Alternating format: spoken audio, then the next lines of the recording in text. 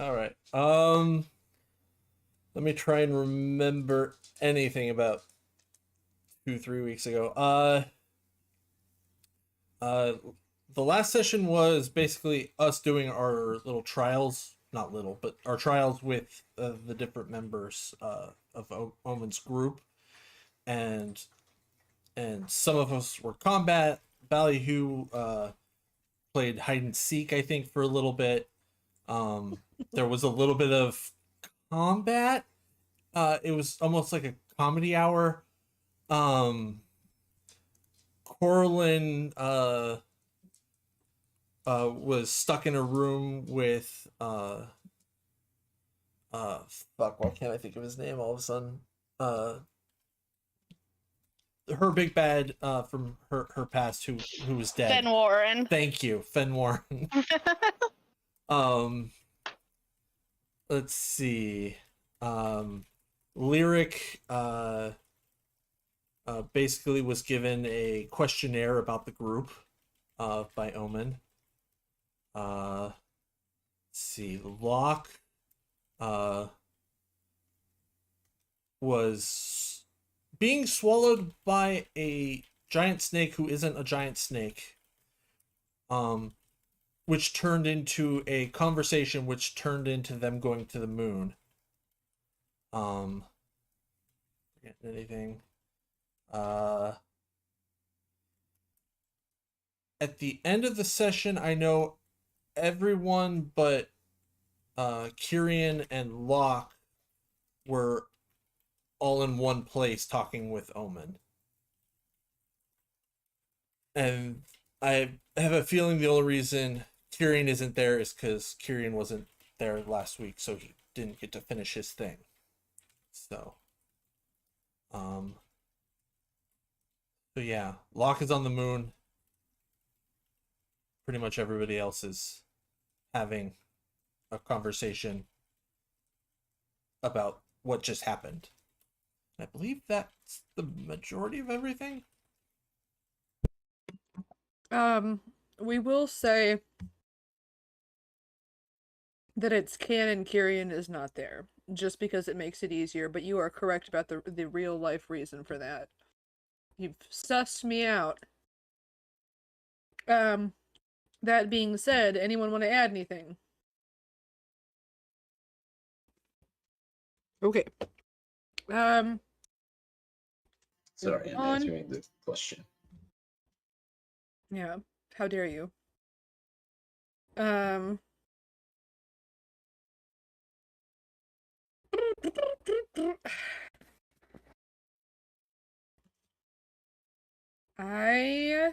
Oh yeah. Gotta get out of this thing and go to. Well, I can sadly get rid of the Ballyhoo jokes thing in my notes. Don't need that anymore right now. That's unfortunate. This is a horrible list of jokes, though, can I just say? I'm sad we didn't get to hear them all. Well, you're not going to unless you find them yourself, because I definitely didn't. Definitely didn't keep. I just deleted it. I suppose I could undo. I'll undo. You guys want that? I'll give this to you. It doesn't hurt me. Some of them I had to skip over because they were not setting appropriate, like when they're referencing stuff that doesn't exist. But here, it's a present for you guys. Yay. It's just real dumb. Yeah, some of them don't make any sense, so I skipped over them and didn't consider them as options. But there they are.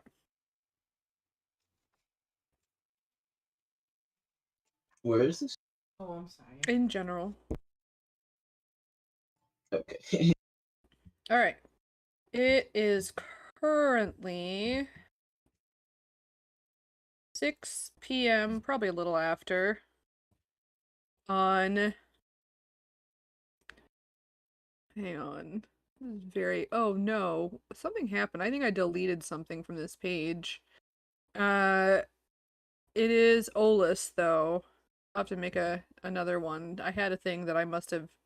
No, it's there. It just didn't load. That's so funny.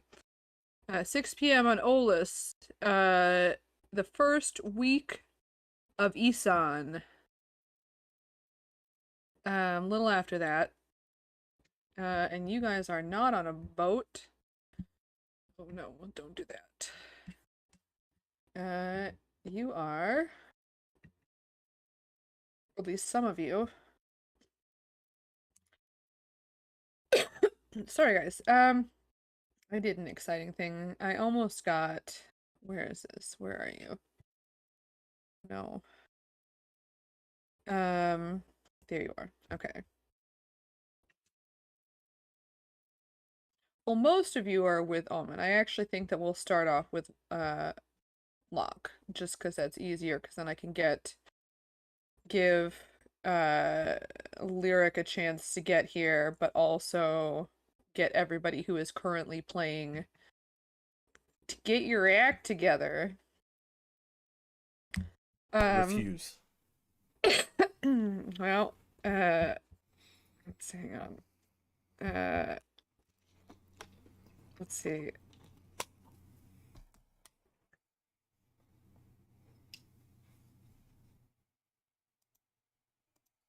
The hell? Hmm.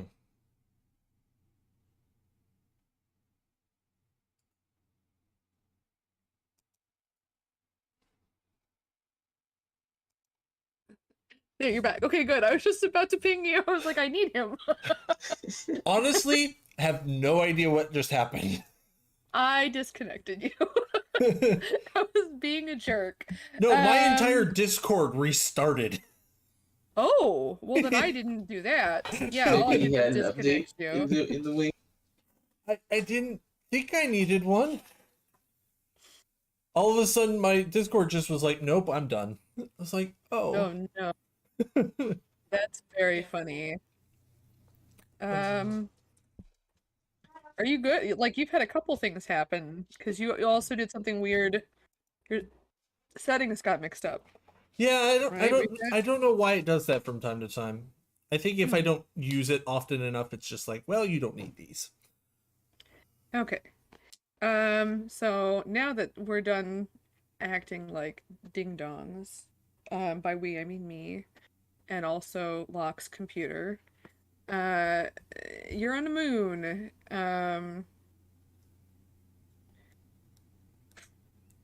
I will remind you, first of all, that there is only one moon, so even though you're seeing a second thing down below there, that is just the picture that I found, not accurate to the world. Right. But also, that the person you had been talking to, is glowing. I would say after the initial travel, it kind of dies down, right? There's still a snake. But they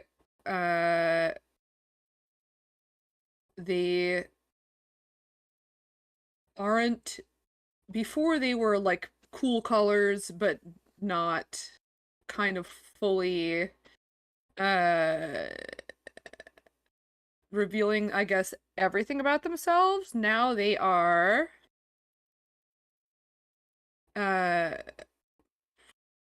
more resplendent, I guess that's the word I'm going to use, than they had been previously. Still look the same, still looks like a snake, big serpent, but just like a slight kind of radiant glow off of them. And they have been, we'll say you've been here for you, it's the next day. You've been here for, you're not sure how long, but for sure, like, it was evening. And it is, and you've also just seen the rotation of the of the moon itself, and then like how it's kind of moved around the planet, orbited around the planet, so you know that some time has passed just from not being stupid, and also I tried to do that also as kind often of as vaguely possible. yeah. Yeah.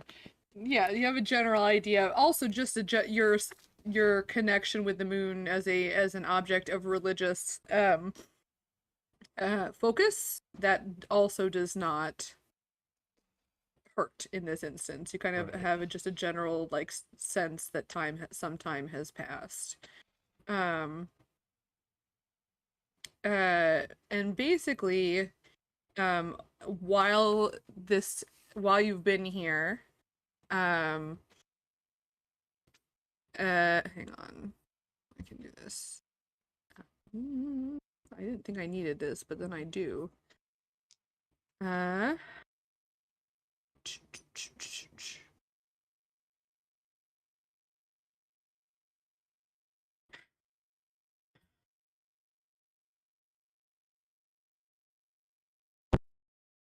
Okay. This creature has introduced themselves to you, saying their name is Halcyon. And has kind of explained to you, the history of this particular, sect of druids. How they, like, many generations ago, there was a specific group of druids that were living actually in Fairwald, and they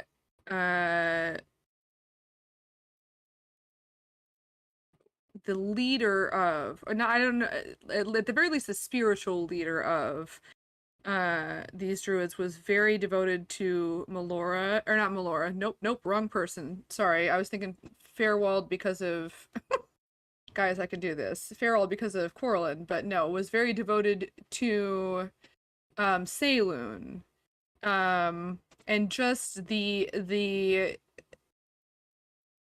almost like the hidden parts of nature, essentially, is kind of how they interpreted it, because they considered, for example, because Saloon is the goddess of the moon, but specifically also of were creatures, and also there are aspects of, like, I don't want to say mental health, but like lunacy comes from lunar, and so she is also the goddess of essentially uh oracles and madmen, and this particular druid was very drawn to that aspect of it, because they were sort of either aspects of nature in the case of the were creatures, or also just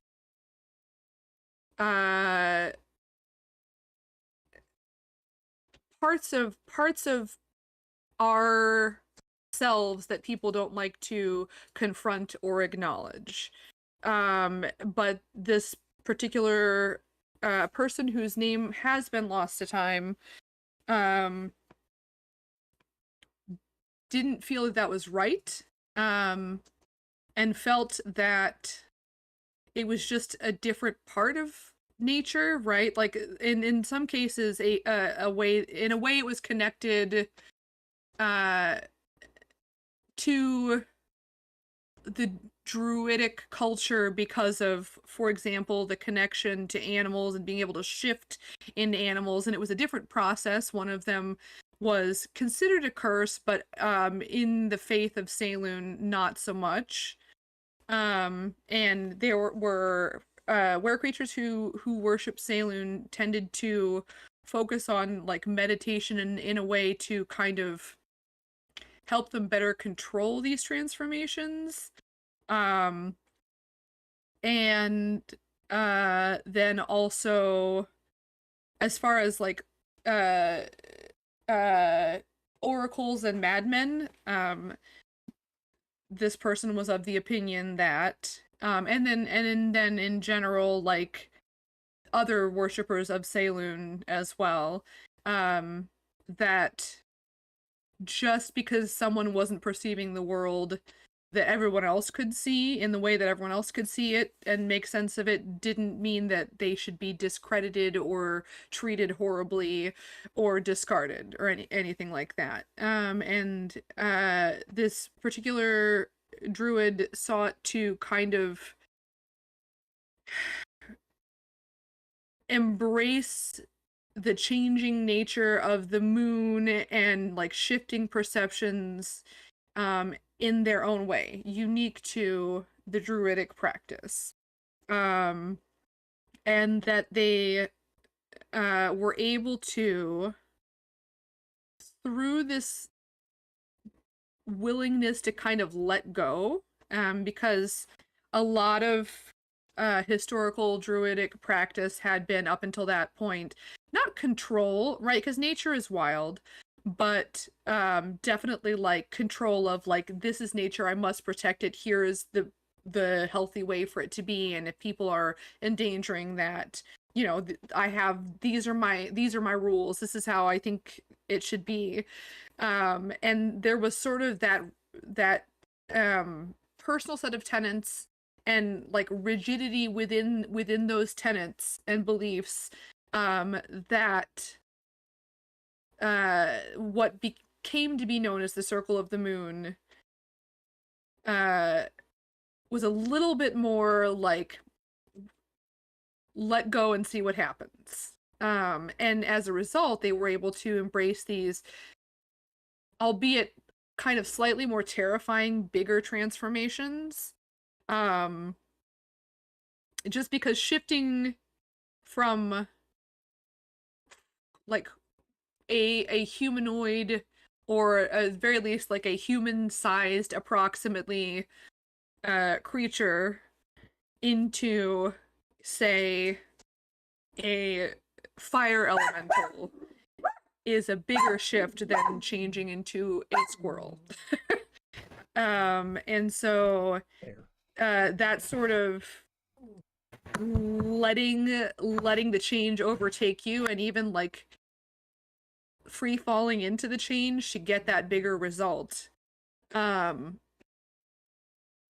definitely was a shift. But then once this person had figured it out and they kind of talked it up to their companions, and their like their, you know, sect essentially, they started being able to kind of embrace the same thing, and that was like the origins, the founding of the Circle of the Moon Druids. This was, again, many generations ago, and the names of the original sect are lost to time, but it has been passed down, and up until more recently, but like recently in a historical sense, so recently as in like still probably hundreds of years ago, they weren't common, but they were there, like they were just around, and the other druids knew they existed and they were there. But after this whole conflict with Yen came into being, that they joined in this fight, as some of the more powerful spellcasters, not the most, you know, not that there were not other powerful spellcasters, but that there was a they contributed a lot, and they were able to. I mean, to them, it was their flexibility that made them, well, not to them, but like to anybody, it was their flexibility as both like a caster, and then the ability to like camouflage themselves and disguise themselves and sneak into places, as well as the fact that they are, I mean, Halcyon wouldn't use these words, but a shoot, I'm gonna get this wrong. A prepared caster, right? Yeah, a prepared. Are they prepared or known? Drew, are they? I know they can switch spells every day. Guys, it's prepared? It's Is that prepared. the right term? Yeah, every morning they Yeah. prepare their spells. Yeah. Okay, I was just thinking if they were known because they just straight up know all the spells. I mean, they but do. They I know all know. their spells, and then they prepare a certain number each day that they can use. yeah, as opposed to like bards and sorcerers, which are known casters. Okay, Yeah. so it is prepared. It's the same thing as a wizard, but the difference is they just automatically get everything. Yeah. Okay, cool. So, you know, the flexibility of the casting as well, like that they could kind of switch spells out as necessary depending on what situation they thought they would be in. They became some of the greatest earlier heroes in this war. But also wanted to preserve their circle. At some point it got to like, because it was already a small circle to begin with, it got to a small enough point that they and also just to a breaking point in the war itself that they backed off of being like frontline infiltrator type deals, and started trying to come up with a way, working with other entities, such as the Gem Dragons, to come up with a way to try and just like nip this in the bud, because they knew that it was not sustainable. Essentially, they knew that they were going to, at some point, and not just them, but like everybody, like it was working sort of. It was basically becoming a war of attrition. And so like this group of very powerful people, because druids do not age that fast. Some of whom were many hundreds of years old, depending on the race that they were. Worked together with the dragons, and several other of the greatest arcane and divine casters and just tactical minds in general. Just tried like on all fronts essentially to like, well, what if we do this? What if we do this? They started like being concerned that if they just kept throwing themselves at the problem physically, like in the fight, that what would happen is they would just keep dying off a little at a time. And so they ended up coming up with this plan, and then like a fail-safe for it. And basically the orbs were the fail-safe. They were going to they started off by creating, in the first iteration of this war, Thon was basically sacrificed himself, and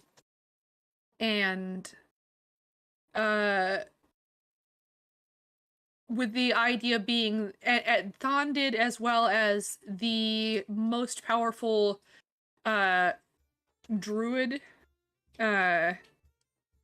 in the bunch. They kind of sacrificed themselves, created this orb, but also there was a whole process to this ritual that was meant to garner and like strengthen the efforts against the end.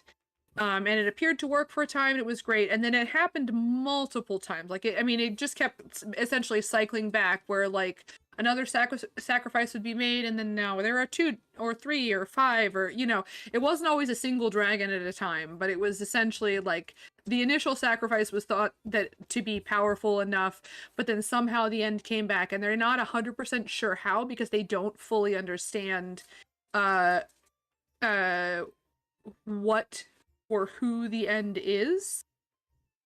But what they do know, what they have found out in that time, is that the end goal is total chaos. So essentially it would be just no sense of focus or organization at all. The destruction of everything.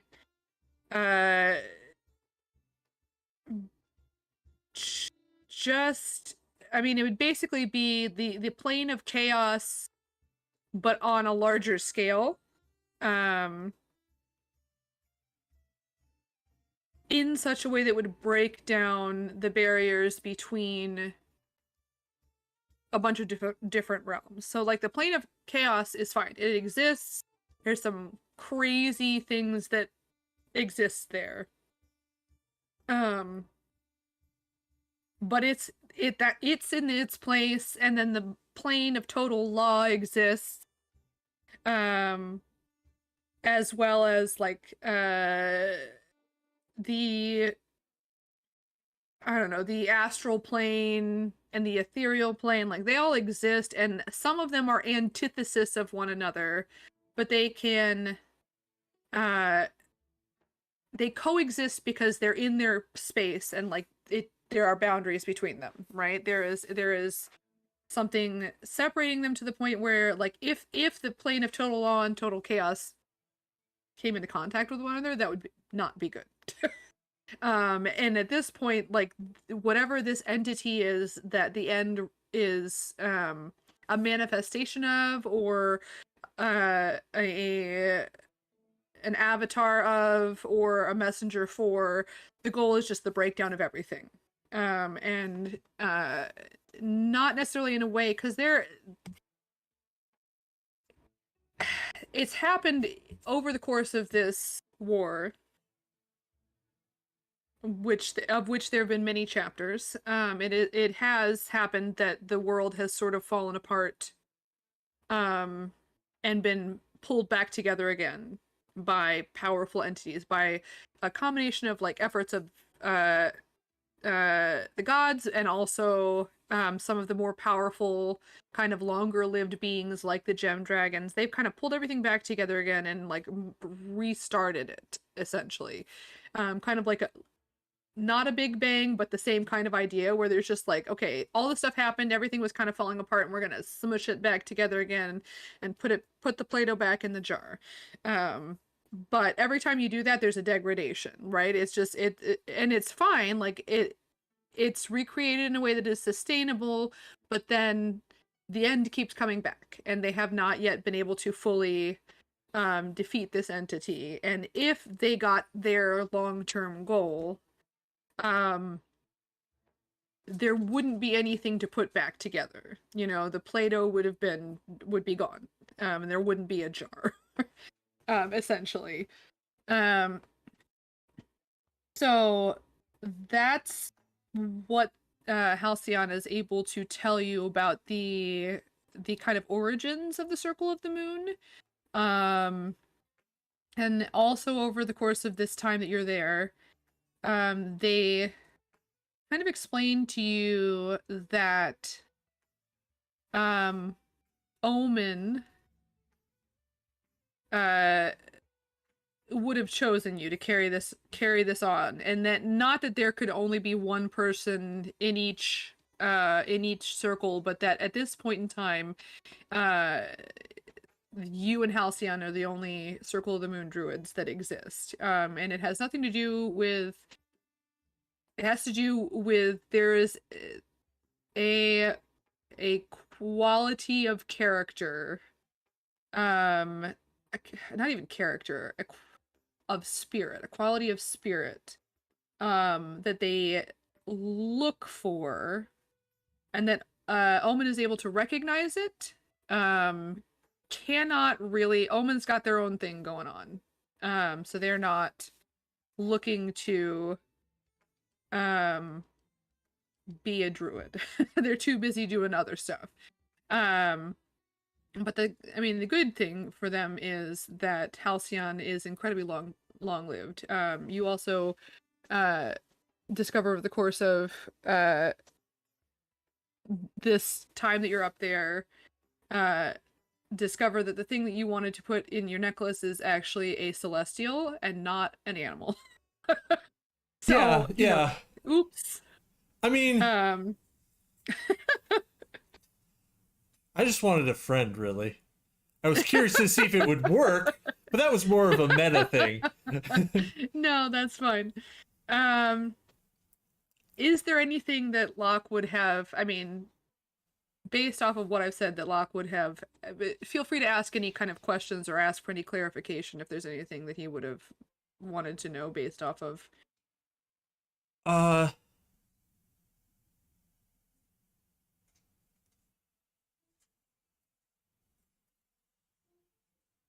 I think Locke would just be like taking this all in and it just being a lot and him not being able for like the first time not have anything to say and is just kind of wide-eyed listening and going, oh, this is much bigger and much more real than I have been giving this credit for. And just holding on to Jasper. All the other animals walking around, but holding on to Jasper. So,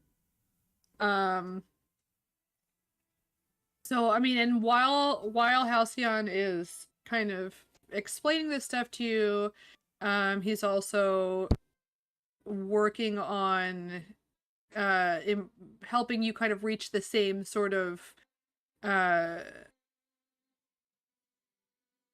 transformation, that you had not yet quite been able to achieve.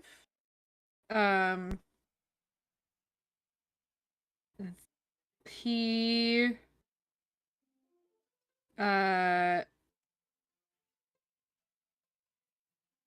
it's funny because Locke is definitely an impulsive person, but also there's a certain level of control that he exerts over himself.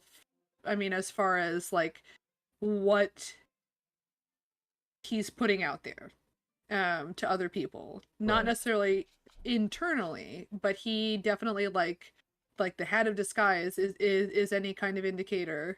He definitely has a certain amount of like, this is what I want people to think that I am. Yeah. And not in a bad way, but just like definitely like putting himself last. Yeah.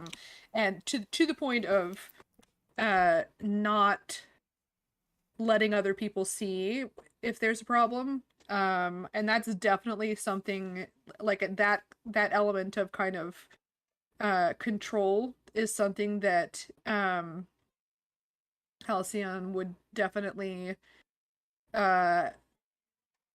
work on having Locke let go of that a little bit more. Not that the goal is to have zero self-control, but there can't be any sort of like sticking points, essentially. There has to be a little bit of flexibility everywhere. Right. I am gonna have you roll. I just remembered. You've been up here for a bit. Like they were able to even last session, they had been able to have you transform multiple times. So I'm gonna have you roll some wisdom checks. I'll have you roll. Let's just roll the first one and tell me what it is. Wisdom. A wisdom check is a 14. All right. Keep going. Roll again. 17. Okay. Again. That's a natural 22. Okay. You want me to just keep going until you tell me to stop? Yeah. 15. 15. Hang on. Do that, but do it slowly. 15, 15 I got. Okay. Only because I need to. I'm mathing. Okay. You can keep going. 14 Mm-hmm. or 16. Sorry, it was a 14 on the die. Ah. All right. A 5.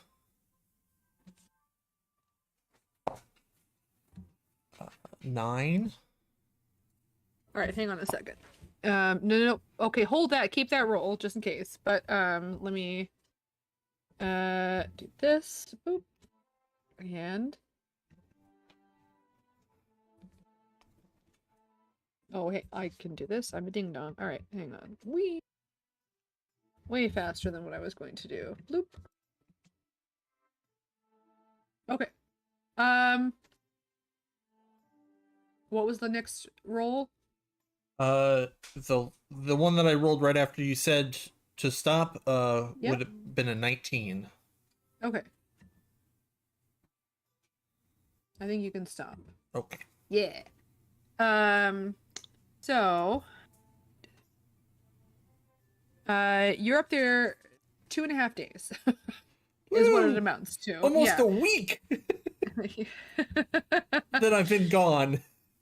And that's fine. Like that will be communicated to the party. But over that time you're able to train and kind of get to the point where it's basically like trust falling into other shapes. And you're able to increase the speed at which you transform, as well as sort of increase the difficulty of the things that you are transforming into. I'm gonna say for this. Oh, sorry, Lyric. For me, not right now. I mean, if you have them, great. But if not, if I could have like a list of the things that you want to wild shape into, just so I am aware. Okay. And I know you have like 1 million character sheets. But Find a place to write them down. you can. Do you know how to do that? You go into extras. Yeah. I do. Yeah, and you wild shape. Yeah. Wild shape. Which the annoying thing is they'll literally offer you everything, which is silly because that's not what even Circle of the Moon druids can go. Like level 2 druid, they're like, "Do you want to transform into an aboleth?" And I'm like, "Yeah, of course sure. I do. Sounds good to me." Yeah. Yeah. So, but like, can you do that and like give me a list at least to start with, and I'll just every once in a while, I guess, ask for updates as I think of it. But just so I have an idea. Not right now, but soonish. Goodness. We're gonna go back to the other group, but also 2 people are gone right now. Okay, 1 person is gone. There we go. How's your toe? Painful. I'm so sorry. That's like the worst. Especially if it's like, I don't know, any toe hurts. That's not true. Any toe stubbing hurts, but I always tend to stub my pinky toe. Yeah, that's the worst one if you ask me. But none of them are great. All right. So we will go back to the rest of the group.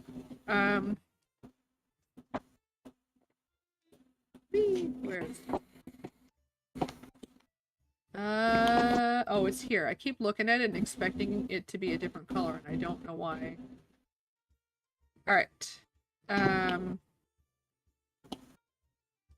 Ballyhoo's also here, but Ballyhoo's doing a handstand in the corner or something. Here we go. There. Whee! Handstand time.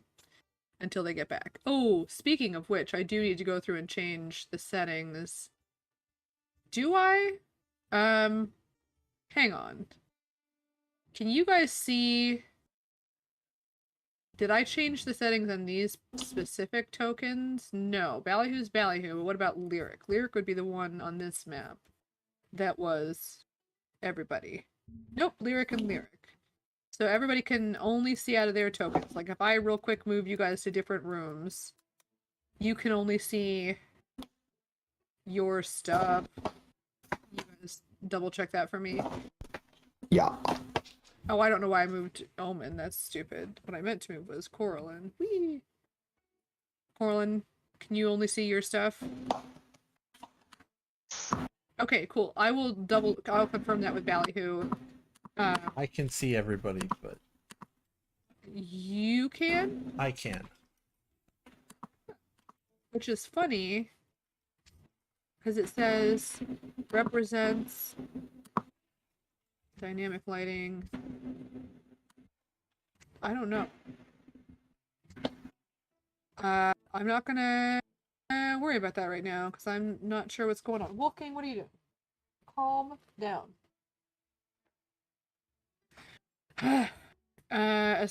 I don't know what's going on with you. I'm gonna move I'm gonna keep Ballyhoo in a different room only specifically so that I can double check with him when he gets back. All right. You guys are welcomed in and offered food.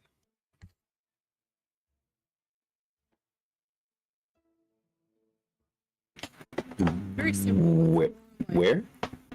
You're just welcomed, as you join, essentially, and offered food. In this, I mean, I would say probably in this chamber, this appears to be sort of their formal, like, visiting area, if there was one. Not that they would stop you guys from. Sorry, my dog is being weird or coughing, and I'm trying to say it's weird coughing. Why not?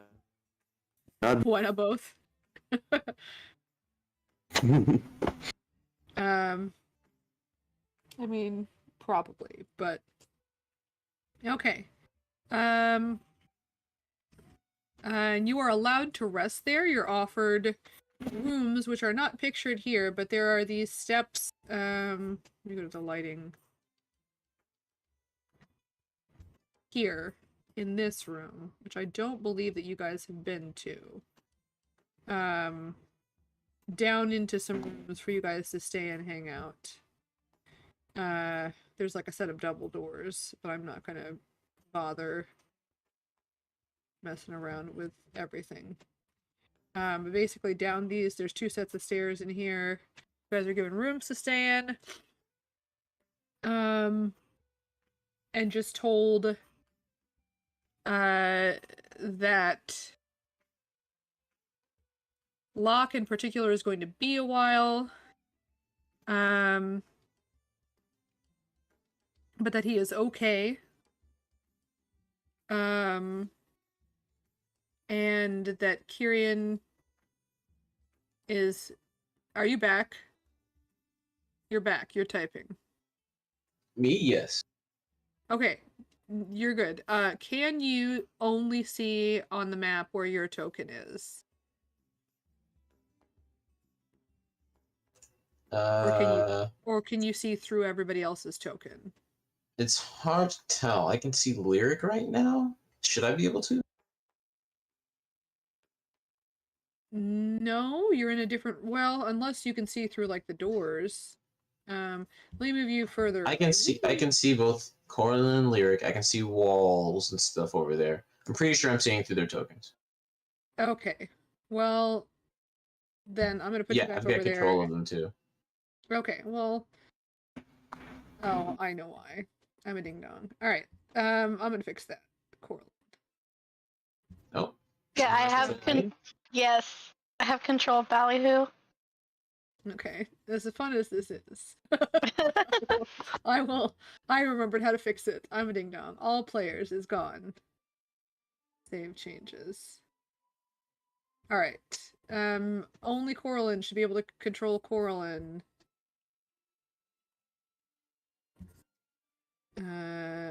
Is that accurate? Did I fix that?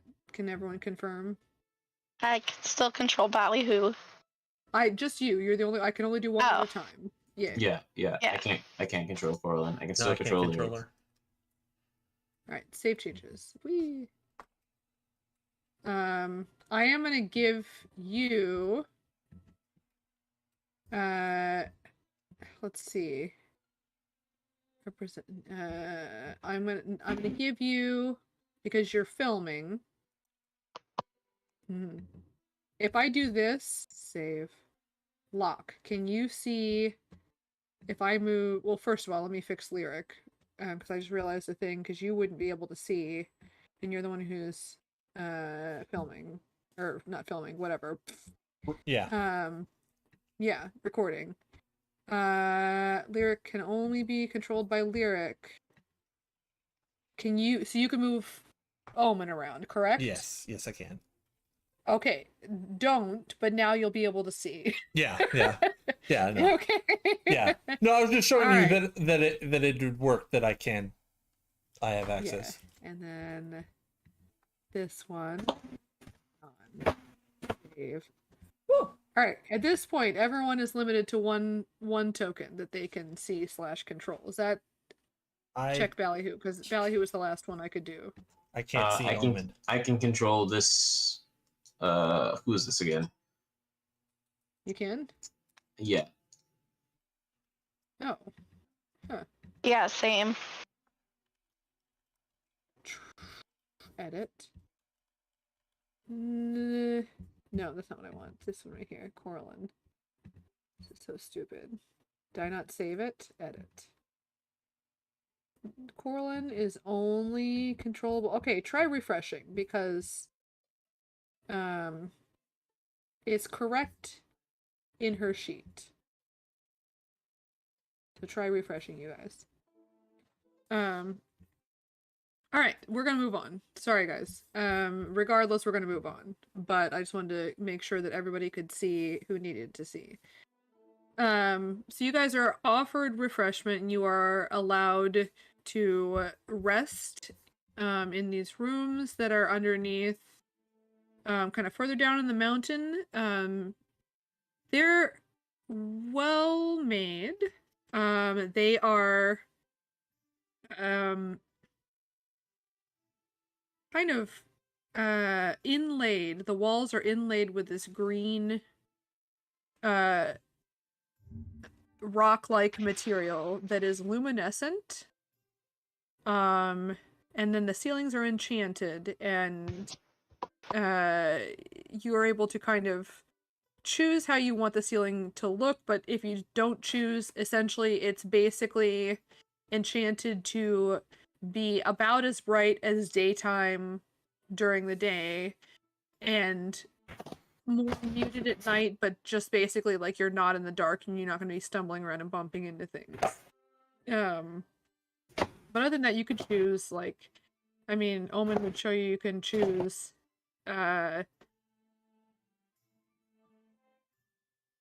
like, you know, to make it look like just like a bright blue sky with a few like fluffy clouds, or you can choose to make it look like a bunch of flowers, or you can choose to, you know, like, the brightness does not affect what they can look like, essentially. So you guys can pick as you would like. I don't remember whether I said this already because I got distracted by the tokens, but you can't see anything. Oh, this token doesn't have vision. That's why. Whoop.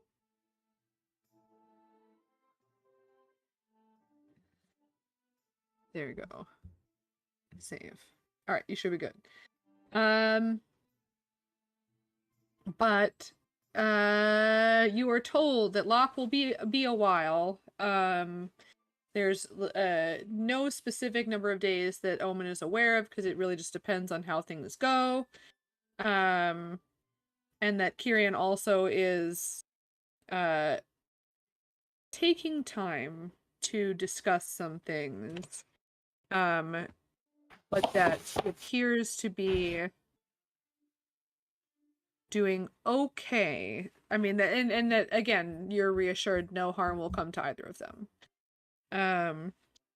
So if any of you would like to do any sort of downtime activities, or have any questions for Omen, I would say most of the time you're there, Omen is preoccupied, and it's they kind of keep to themselves when they are doing things, but they even when they're talking to you, there's a slight distractedness. Not in a rude way, but that they are concentrating, essentially, is what you would sort of get from that. Is there anything that you guys would specifically want to ask Ullman? Or do in that time period that you're waiting for Locke?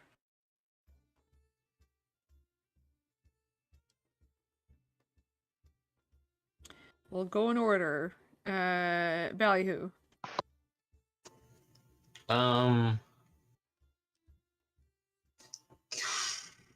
Yeah, I'm passing the buck. I need a second to think. Okay, and I will say you can roll for downtime activities. Locke, how many days would that be total then? That you would be up I there? think we're on a total of 5 days that I'm gone. That's what I thought. I just wanted to double check. Okay, so you have 5 days of downtime. Okay, yeah. So you can roll for stuff. I'll do that. I'll roll for resilient. Okay. So roll for 5. So, oh, it's gonna be 5 days total. So we'll end up being like in the evening when Locke gets back. Corlin, what about you? Sorry, how many rolls am I doing for the 5 days? I'd be, I think we do three rolls a day, right? No, that's your campaign. Twice a day. Oh. Yeah. Corlin, what are you doing? I want to. Oof. I'm gonna roll for stuff, but she does want to like eventually ask Ullman. Like, I know these were like trials to like make sure that we're worthy or ready or whatever, but like, does he really think we are capable of this? They would kind of give you a very discerning look. And just, I think you see a moment of just in that moment a bit of not a facade, but like he's been concentrating on stuff, and you just see sort of for a moment the weight of everything that he is concentrating on really kind of show in his expression. He sits down, not in a chair this time, just sort of like on the edge of the platform in this room. And takes a deep breath, and looks very sad. And he says, and they say, I hesitate to place any sort of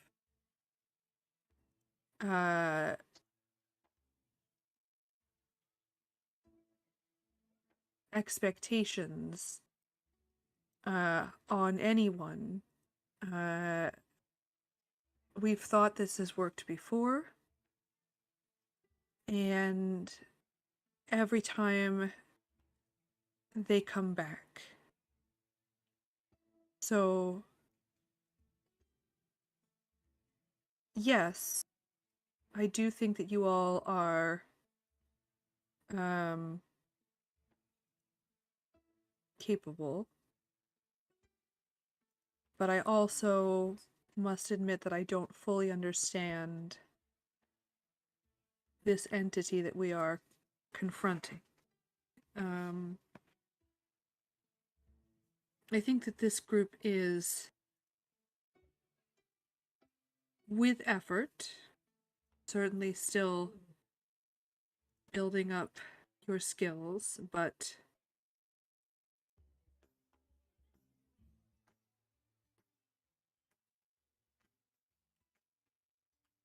you all balance each other out very nicely, is what I would say.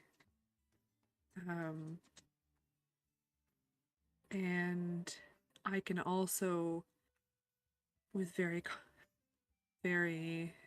great confidence, say that as far as our more recent efforts,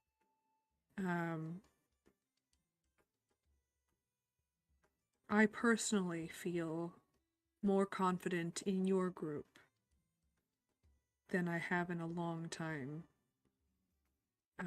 Perhaps I feel about the same level of confidence as I felt the first time we tried this, and I know that didn't work, but the people involved were incredibly powerful. But more importantly, they had a connection to one another. These were people who had been bound in battle and created very deep relationships. And I don't know that my other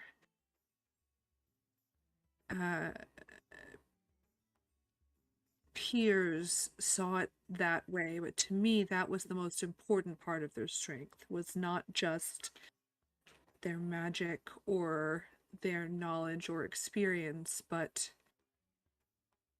the way in which they were connected with one another on a personal level. I think that has perhaps been missing in later iterations, later efforts. All I can say is these orbs, my sort of echoes of my former friends, have a tendency to find people with the power to wield them. And temperament, not... I'm sorry, I get lonely sometimes, so I have a dog. But having the right power and temperament does not give them a support system, and I don't think that can be discounted.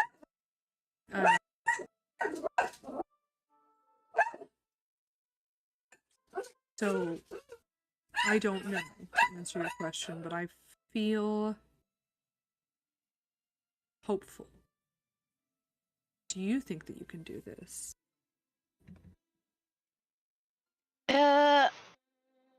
Yeah, maybe. It sure sounds like maybe with the power of friendship, we can accomplish this.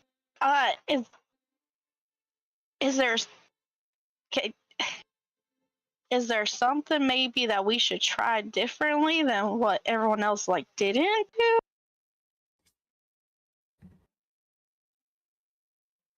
If it keeps happening and happening, there's got to be something that hasn't been tried yet.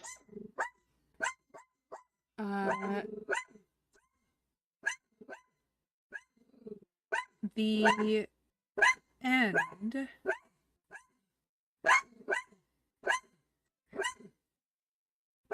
one of their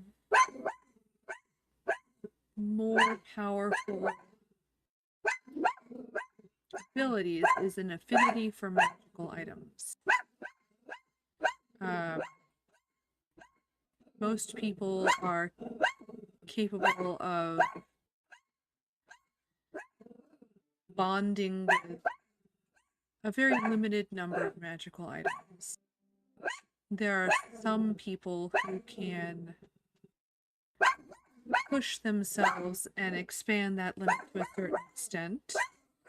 I don't know what their limit is, but I know that it is beyond that.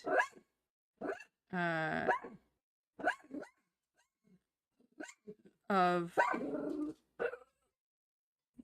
don't want to say mortals, because I do also know that a lot of very powerful beings are also limited.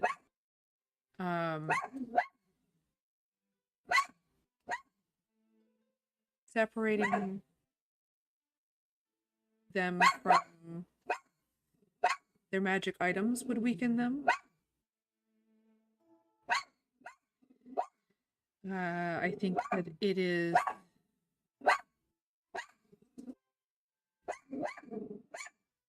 being around them is draining, and it is important to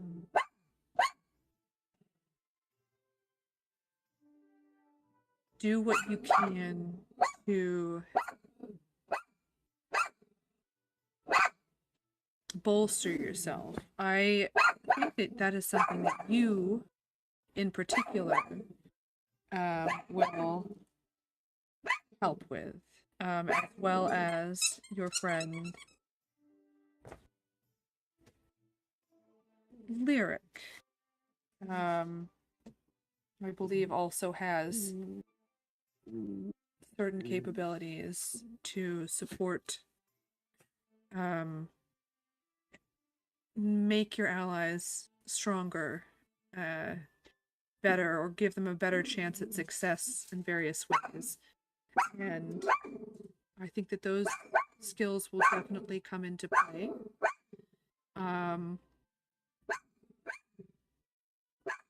You're both a powerful spellcaster as well as a pretty devastating melee. So unfortunately, like some entities where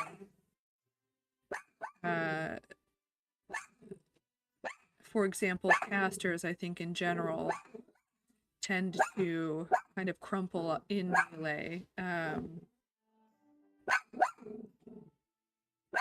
They don't.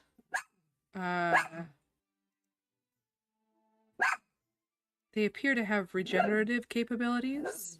Anything you could do to prevent that might be helpful.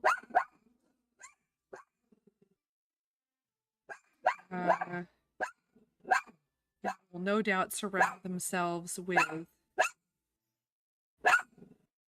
allies is sort of a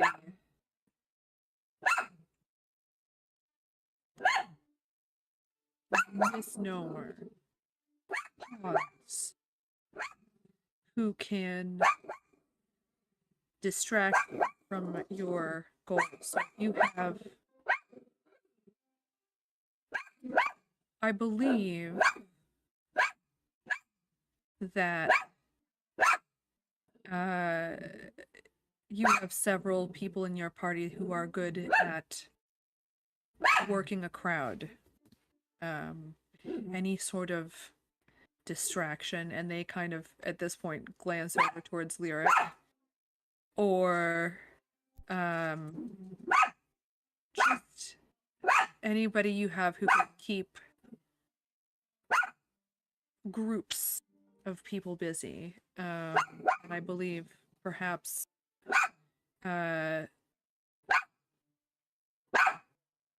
Locke, to an extent, and Kyrian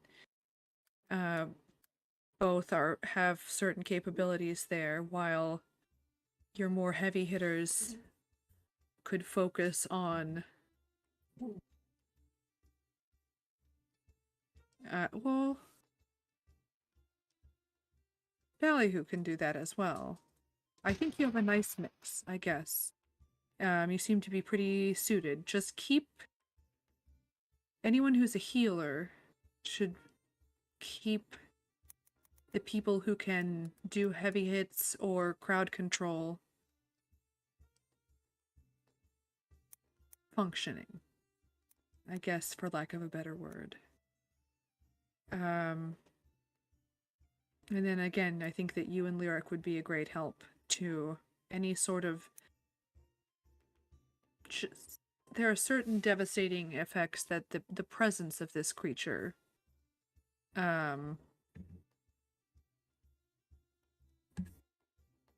would inflict on anyone near them, should they allow it to manifest. They are capable of disguising their true nature, though.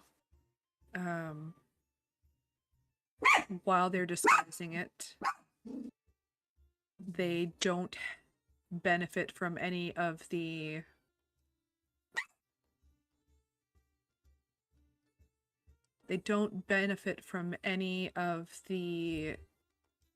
strengths that they have in their, I would say true form, but they have two different forms. They have a more subtle form and a more grotesque form. Either of those, though, I believe you all have seen one. A hooded figure. Oh, did they look like? Wait, no, we didn't. They kept calling the person she, but they actually didn't see the person, right? Yeah, except for that now it's in my brain, so sometimes I say she. Okay. Yeah, but yeah. Okay, yeah, we were attacked by a hooded, or Kyrian mostly was. On the ship. They stole shit from us. You don't mind if I ask what they would have taken? Kyrian had on the back of his ship these two like purple things that like help make the ship go faster. It also like electrocuted me and Locke when we touched it one time when we were told not to.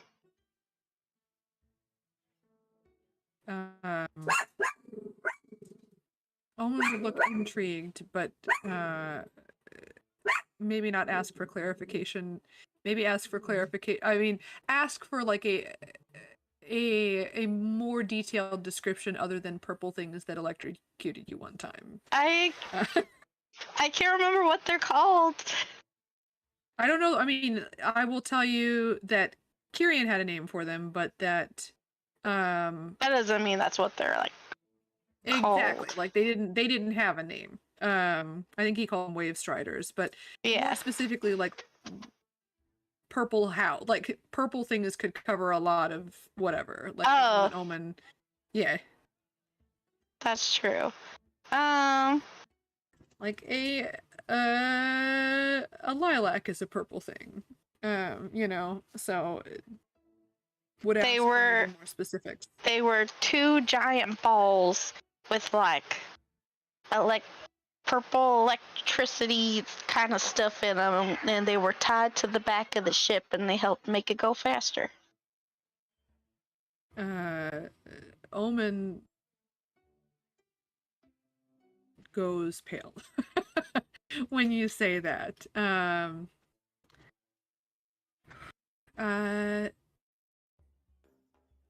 Those, if they are what I think they are, your friend Kyrian was playing with fire. No, it was electricity. It was some sort of that is the energy that results when the boundaries of this plane are weakened. And it could have, I suppose, been used to propel a vehicle forward, but that's only if it were directed in a certain way. I don't know if you've ever seen an object, like two objects that oppose one another, like a magnet, and they push away from one another. Does that make sense? Sure. So it moved the ship because it was pushing away from the fact that existence was around it. I guess it's sort of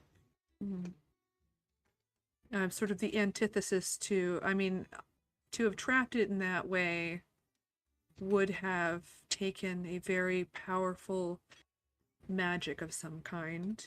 But I don't think he trapped it. I think he found them.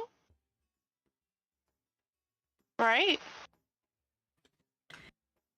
Or they like didn't they come with the ship?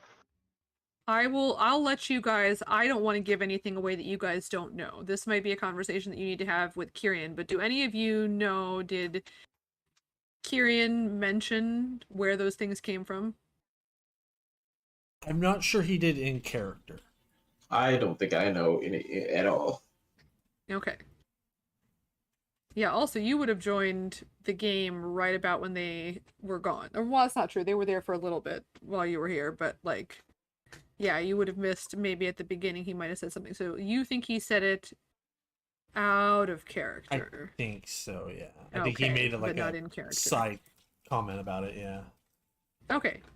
I will double check with, I don't know if Lyric is listening, because he said he would be right back in the meme channel. Are you back? No, I heard somebody unmute or mute or something. All right. So I'm going to assume that you don't know, so that would be a conversation that you would want to have with Kyrian when Kyrian returns, essentially, is where that would go. But you are correct, he didn't make, I mean, that seems fair. You know what Kyrian's magical abilities are, and I think it would be pretty fair to assume that he did not make those things. Not even that he's not powerful, this has nothing to do with that, it has a lot more to do with, like, what his magic can do. You know? Yeah. So, the type of magic that he has.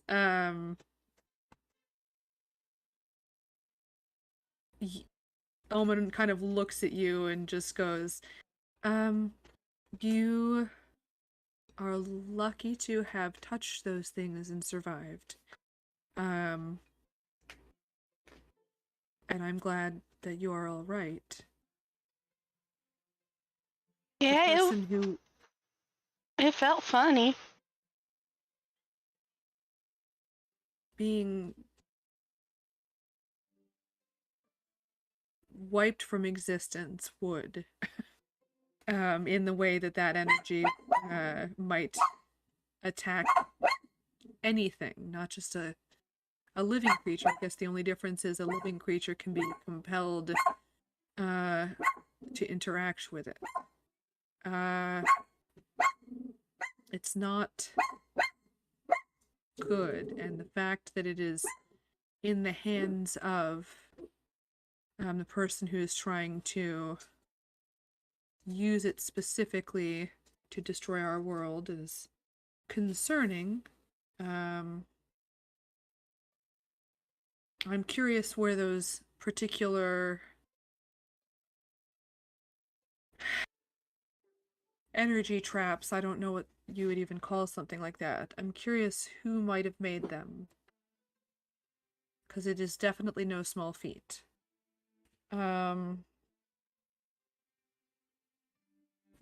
If you ever see anything like that again, I would stay away from it.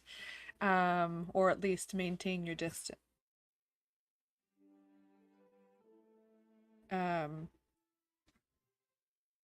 I think touching those containers as they were is probably, they were probably created to make that energy manageable, but that doesn't mean that it is wise to push your luck, if you know what I mean.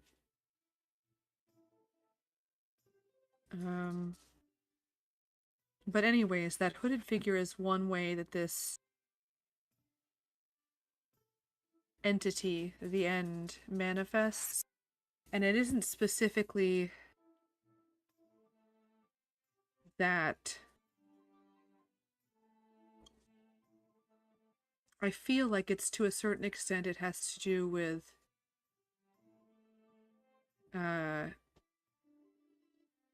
our brains protecting us from seeing its true form, which is not painful to look at, but definitely not of this world, I guess I would say. I don't know. You're lucky that they didn't consider you worth engaging in combat, I suppose. It sounds as though they came with a purpose and paid you no mind in that moment. Well, at the time it was them and Finn Warren and some shark people. Mm-hmm. I don't know what they got up to besides stealing that. I was a little preoccupied. I can imagine.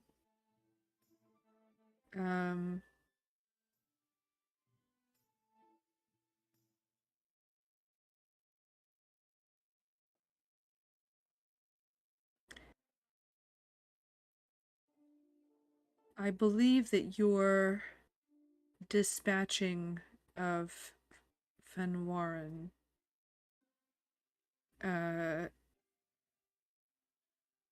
was a decent blow to this effort.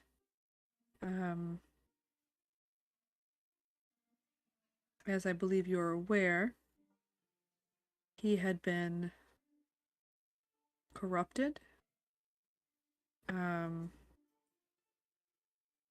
I believe in ways he was not fully aware of during his lifetime. The god that he chose to serve has chosen sides. I don't believe that he has fully comprehended the ramifications of his decision, but he's made his choice, and there's nobody who's on particularly good terms with him to help him see reason.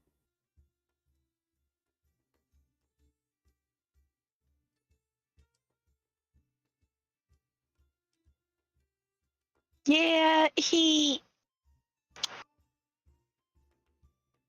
I don't care too much for the specifics of it.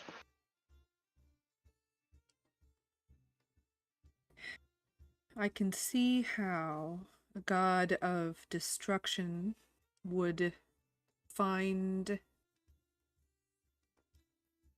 the idea of absolute chaos enchanting. But I don't think he's fully thought through what he's capable of destroying if there isn't anything that exists. He's short-sighted and selfish.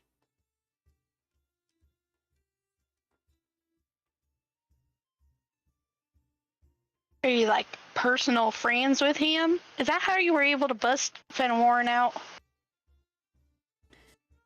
I am not friends with him.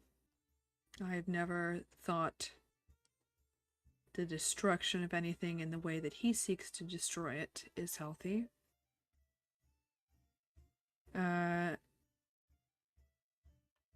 However, I was able to, in the past,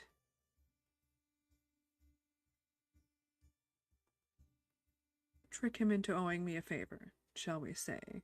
As I've said, he tends to be very short-sighted and focused on the wrong things at certain points.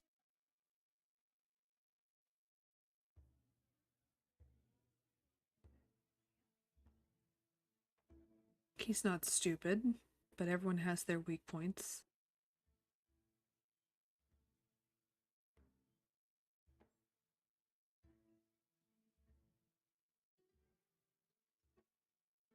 Well, I think you wasted your favor.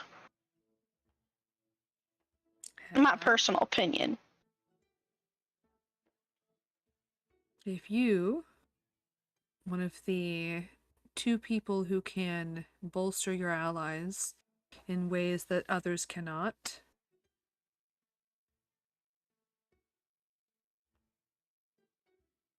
were not of sound enough mind or strong enough purpose,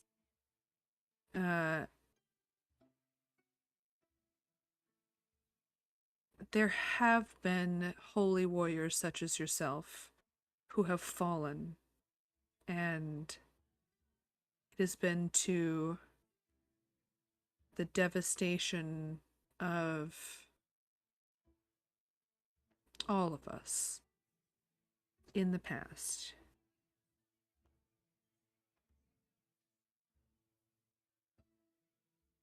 And while I apologize for your experience, I don't feel bad about assuaging my worries.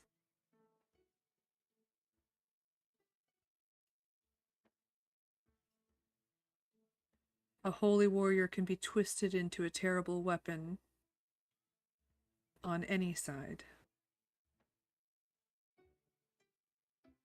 And I would prefer that you remained on my side.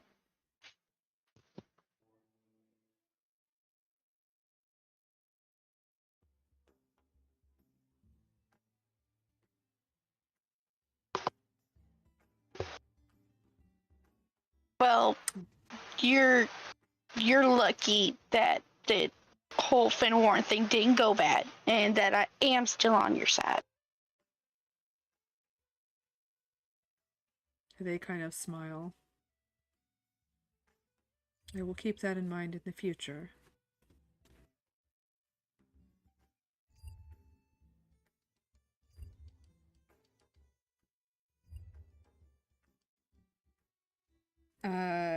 Go ahead and roll for 5 days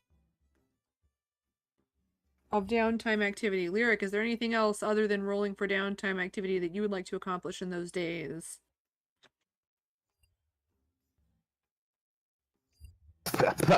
Sorry. That sounded like either a hair problem or a cat problem. There's like a gnat or something in front of my face. Oh, man. Yeah. He's having a rough go. Yeah. Other than downtime, is there anything else? No. Alright. Passed.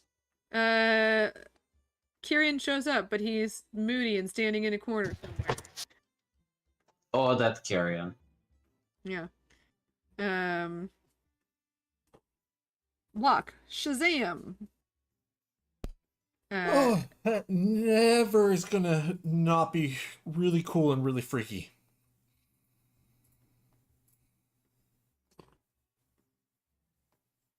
I assume I'm here. You are. Awesome. I was waiting for anyone to talk to you. I know, right? I heard Shazam. I didn't know what Shazam meant. No, you're fine. Oh, Do I travel the same way I traveled to the moon? Do. Awesome. So yeah, my comment stands as I step out of the mouth. This place is pretty interesting. Is anyone around me? I gotta put you in there. Yeah, you are deposited in a room that is big enough to hold this thing, which is not the room where everybody else is. Yeah. You're gonna be in this this place. Where are you? Lack. Boop. Does that token have vision? Nope. I was gonna say I don't see me. Do you have the light spell?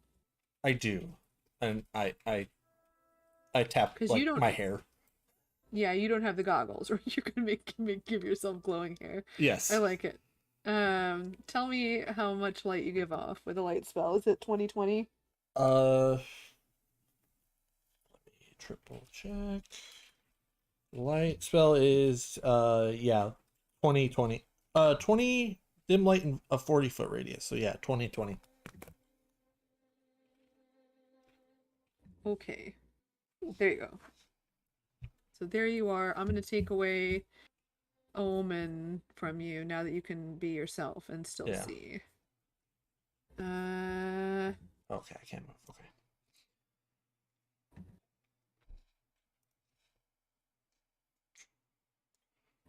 Oh.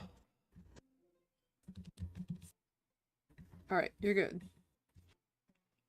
You appear in this Oh, thing, and shit. then Halcyon bids you farewell, Thank you. and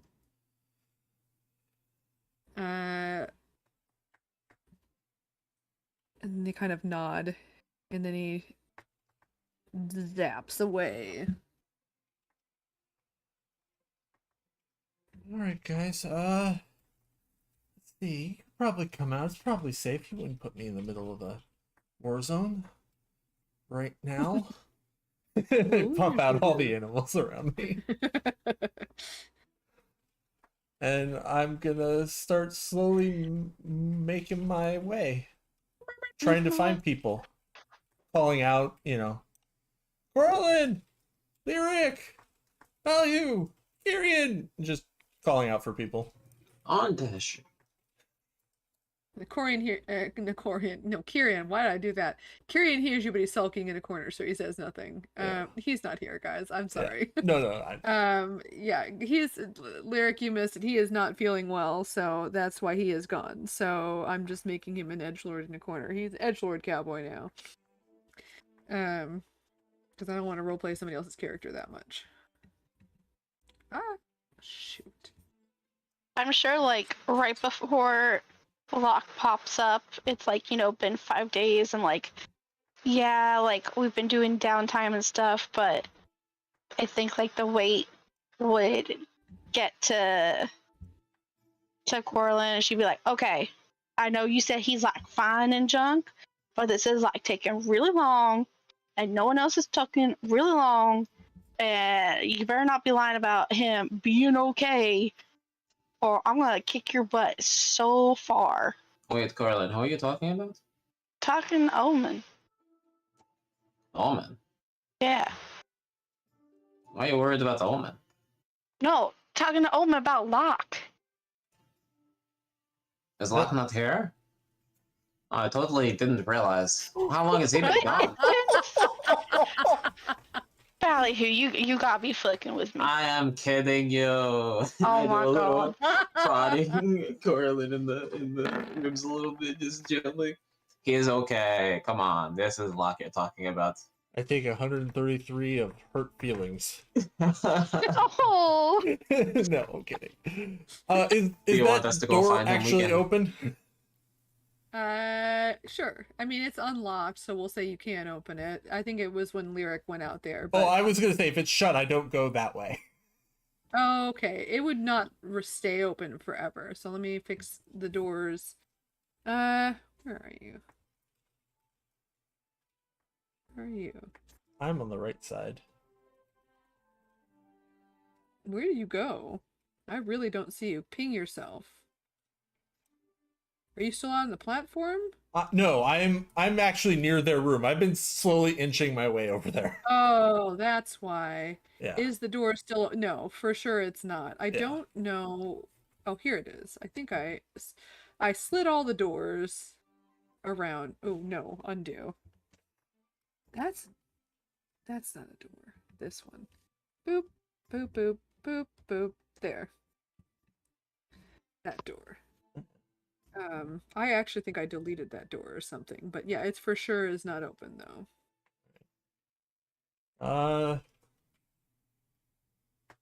He's gonna go to the end of the hall. He's just wandering around. Fair enough. Calling out for people. I don't know if anyone hears him or not. Well, I don't know where everybody is. Where would don't move around right now. Yeah, I stopped. Where would everybody be during this time? I'm ribbing Corlin, literally and figuratively, so it must be somewhere wherever she is. And wherever Omen is. Omen would be probably in the same room that you guys are in. What about you, Lyric?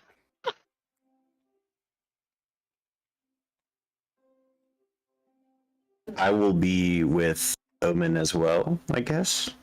Okay. But just kind of like chilling off to the side, kind Is of. it like a big Chilling. room? I mean, it's not a huge room. It's 20 by 20. No, but is there like a big room? A Yeah, there bigger? is. Out in, like, basically where Locke landed. It's in the, like, the bottom part of the map. Oh. And there would be more rooms underneath, I mean, but Omen would probably be in this room if you were going to talk to them. So there is a big room. Would you prefer to be there? Yeah. Okay. Locke, high or low? I'm feeling. I'll say high. You're feeling high, is what I heard. I was gonna say I'm feeling like I should say low, so I'm gonna go high. I always go with the opposite of what I'm feeling. Okay, well, I rolled a 76, so you get to choose. Corlin might have gone the opposite way from Locke. Your choice. Shit, because it's funnier if we went opposite ways. Yeah, you guys gonna Scooby-Doo this nonsense? Hold on. I know what I'll do. Like how this all comes down to a dice roll. Yep. All right. 1 or 2, we go opposite ways. 3, 4, we meet. 3, we meet. Okay. So before you go into that room, then Yeah. I'll have you back up. Like as you're coming around here. Well, shoot, I'm on the wrong layer, so you won't be able to see me. Yeah, right around there. Corlin would come out the door. Boop. And there he is. Oh, shit! As she hug him. He hugs her back. Wide-eyed this whole time, because everything is his whole, yeah, his mind's still blown. And he's just like hugging her, like, "Oh my God, you're here. Are you okay? How's it been going for you guys? Have you guys been okay?" Yeah, we're good. Are you okay? You were gone for so long. I was on the moon for most of it. I wasn't paying attention. Have you guys kissed yet? What? Well, he just got back. You should kiss him. Oh, shut up! What do you mean you were on the moon? Did you take something? Did you eat something weird? Just gonna like feel his forehead. No, I was really on the moon for a couple days. It's been crazy. This whole end thing is like, I knew it was serious, but this shit's like, holy shit, more serious than I really thought. Oh.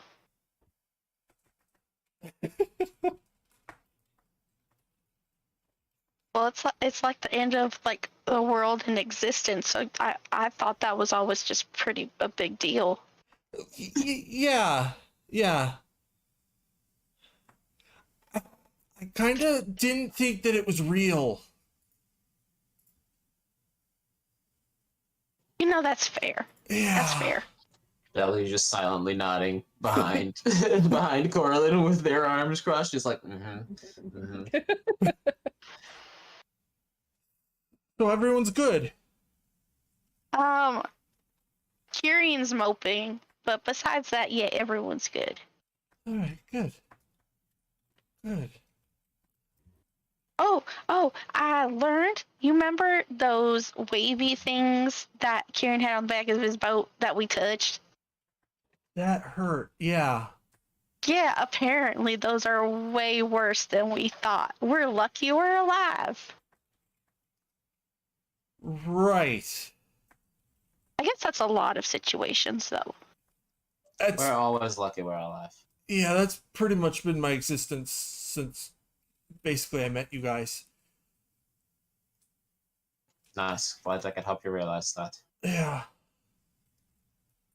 Holy fuck. Okay, well, come in, like, Yeah. actually, yeah. What did you do on the moon? Well, I Okay, you're taking a long time. I'm beginning to doubt. Ballyhoosh. you know, if it hadn't happened to me, I wouldn't believe it either. So I met this celestial snake who took me to the moon to give me. I did some training, and I got inducted into an order of druids, which was cool. And I learned a lot of like the history of that and all that. And it's my mind's still kind of trying to cope with it. And Oh then shit. and then I worked on my it's called wild shaping.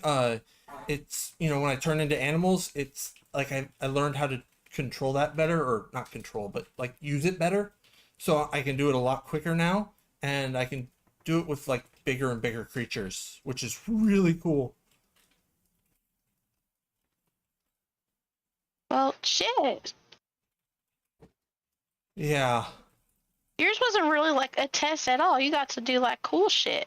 Oh no, the celestial snake person I told you about, it started with a little bit of combat, but most of it I was being digested. What the? But Giant snake celestial ate me, and my test was trying to survive, I think. And I was trying to get out and fight it, and yet. And then there was a couple days where they sped up time, it felt like. And they kept asking me to wild shape for them. It was I'm losing my mind. Okay, before you went to the moon, did you like eat some weird plants? that's what I No. asked. I think you may have been tripping for 5 days, is what I'm going to say, honestly, right now. Time dilation and communing with animals, speaking with druids and joining their cults. These are thoughts that you have when you're on very, very good drugs. No. I don't think so. I don't think Okay. that's what happened. That's fine. So that, or I'm still tripping and you guys are not here. Oh, no, I am definitely here. Then I've not been tripping for 5 days. Yeah. Because like a minute and a half ago, I was sitting in a celestial snake's mouth being brought here. But So- that's okay. That is the kind of thing though that would happen if you were tripping. Like a journey from the moon should take a little longer than a minute, no? Well, I mean, it was like the trip was longer. I mean, not much longer. It's really weird. But I mean, like, it was a minute and a half ago since I got here, is what I'm saying. And so I'm either still tripping and this isn't real, or I haven't been tripping and that was real. Okay. All right, I got a test. I'm gonna, if it was real, I should be able to turn into something much more ferocious than I was able to before. Okay, yeah. Let's see it.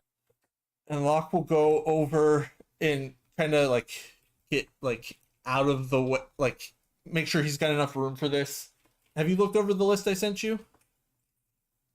Last thing I saw was Caspian. So no, you haven't seen my list. But No, I didn't know apparently you were gonna send it today. Where did you send? You sent it. Okay, I didn't even look because I saw Caspian and then I Yeah. just assumed. Yeah, no, I looked, and one of the challenge rating creatures I can turn into is Caspian. um. Yeah.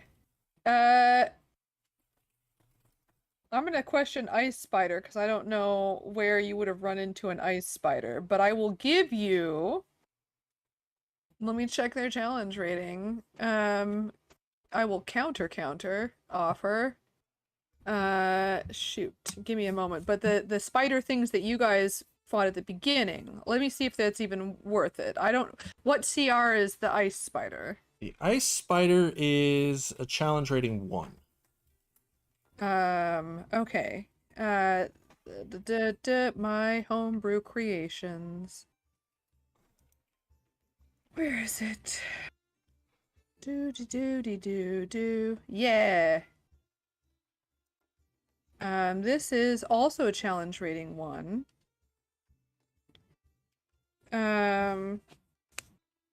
Man, it's a monstrosity, but I'd let you do it anyway. I said monstrosity.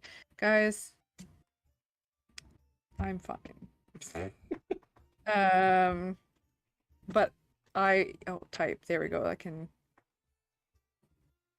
Okay, I get 1,000,000 feats because I use them for everything. What I would like is monster. That should be at the end somewhere. There it is. Yeah. I'd let you do that. It says monstrosity, but I don't mind it being a beast. creature. Okay. Yeah. In that case, I go, now Zob, please don't eat me. And then I turn into that. Okay. Here's the link. Let me know if you can't see it. I'll send it to you.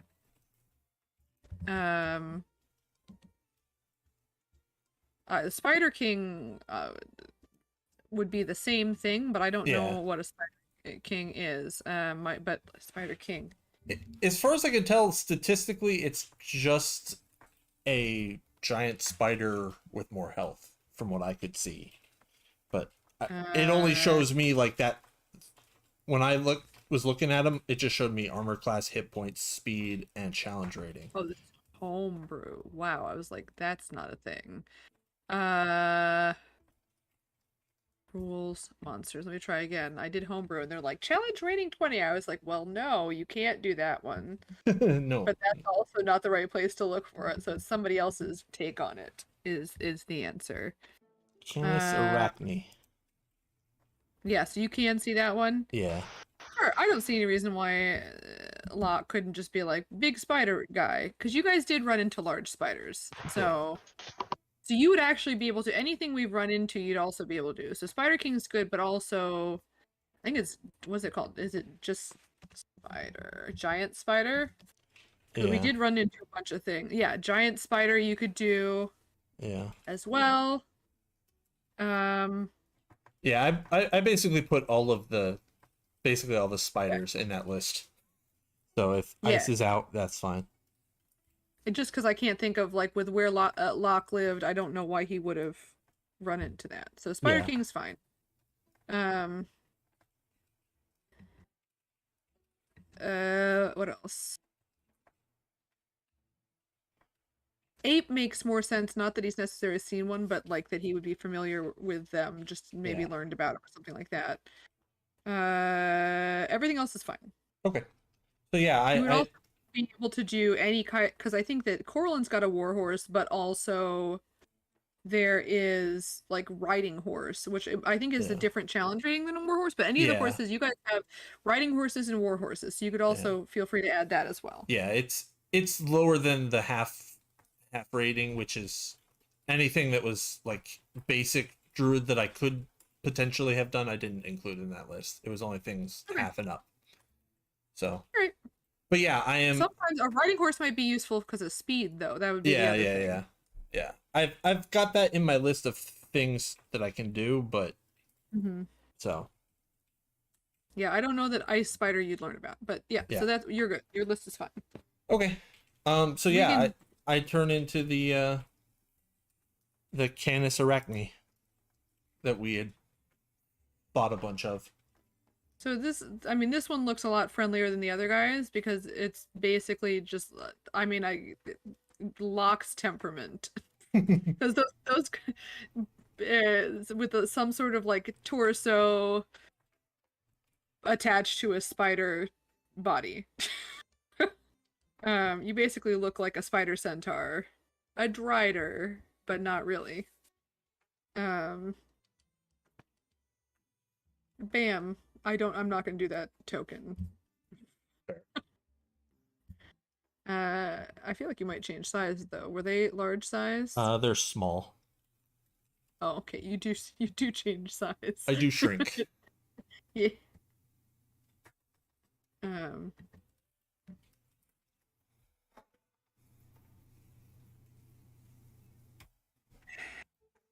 So you guys see Locke shift into a more complex shape than you've seen him change before.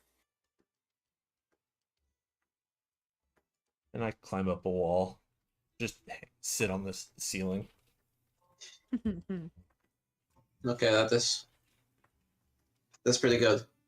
Belly will clap their hands a little bit. What can you do with that? You shoot webs out of your butt. Hold on. Looking at all the things that I can do. Just see it shake its head. Alright. Like I can spin a web, I just can't shoot it at somebody. Let's see. And he'll drop from the ceiling, and as soon as he's, upright, as he's falling, he will turn back into himself and land on the ground, probably slip and fall on his butt. And just be like, well, there's that. Technically that one can use weapons like spears and daggers and stuff. But yeah. And I can become a big brown bear. I could, instead of little monkeys, I can be a ape now. Stuff like that. So it's pretty cool. That's pretty cool, yeah. So The that's moon been fun. The moon druids taught you to do that. Yeah. The moon druid, the only other one. Oh, okay.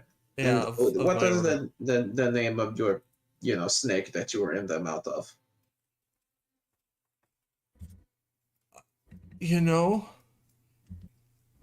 It didn't come up. It didn't come up. Yeah. I kind of You were gone for 5 days. Yeah. Oh, it did. Okay. I told you. Oh. But I also said it at the beginning in the middle of a... It's funny if Block doesn't remember, and this is how he's expressing that. I know. That's cute. I'm fine with this. Yeah. 100% I did say it this session, but that's okay. We're gonna let this go. Yeah. Oh, I even wrote it down. That's amazing. So yeah, Locke's like, it didn't come. Wait, no, it did. It did. It was. And then, correct me if I'm wrong, because I might have written the wrong name and might be pronouncing it wrong. Halcyon? Mm-hmm. Yay! Their name was Halcyon.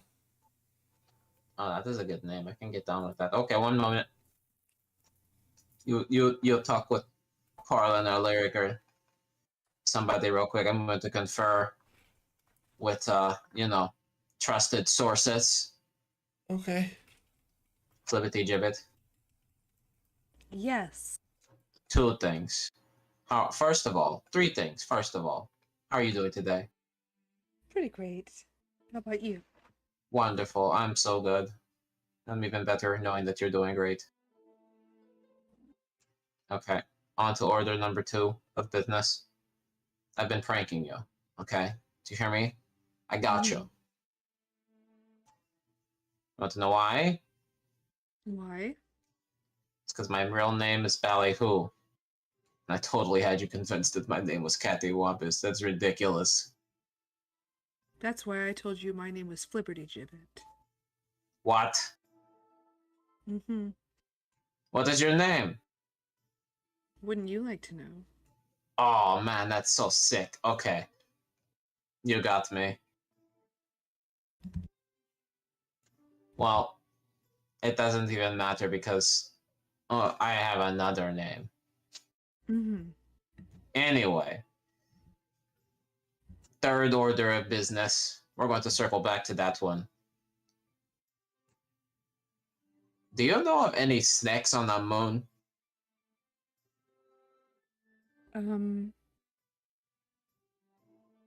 I mean... Oh no, you're asking me. Hang on, I totally do. I blanked, guys, my brain right now. We had our winter recital yesterday, and so my brain's like, blah, blah, blah, blah. Oh man, this is a thing. I do, 100%, they would. No, stop it. What's happening here? This. Coatl. I didn't even need to look it up. I just needed to let it simmer in the old noggin. I mean, coatls are celestial serpents. They can travel to the moon. There's some sort of, like, weird rainbow bridge involved. Oh. Oh, that's neat. How big are they usually? I mean, larger than regular snakes. Okay. Could they, like, eat a dude? Probably, if they wanted to. Alright. Alright. And do they, or do you, happen to know of any, like, droids on the moon also? I mean, we made a... What? See, hang on. There would be I mean, there's a circle of the moon. That's supposed to be a secret, so you can't tell anybody. I mean, yeah, obviously the moon is a circle. I see it every night. No, the druid circle. It's like, there are druids. You know how there's the Seelie Court and the Unseelie Court? Oh yeah, totally. Right. So all of those are fae creatures, but like they do their own thing based off of which court they're a part of. Mm-hmm. And so this is like that, but less angry at one another. I'm following you. So they're Right? There's different kinds of druids and they specialize in different things, but they're not mad at one another for being different. oh, that's interesting.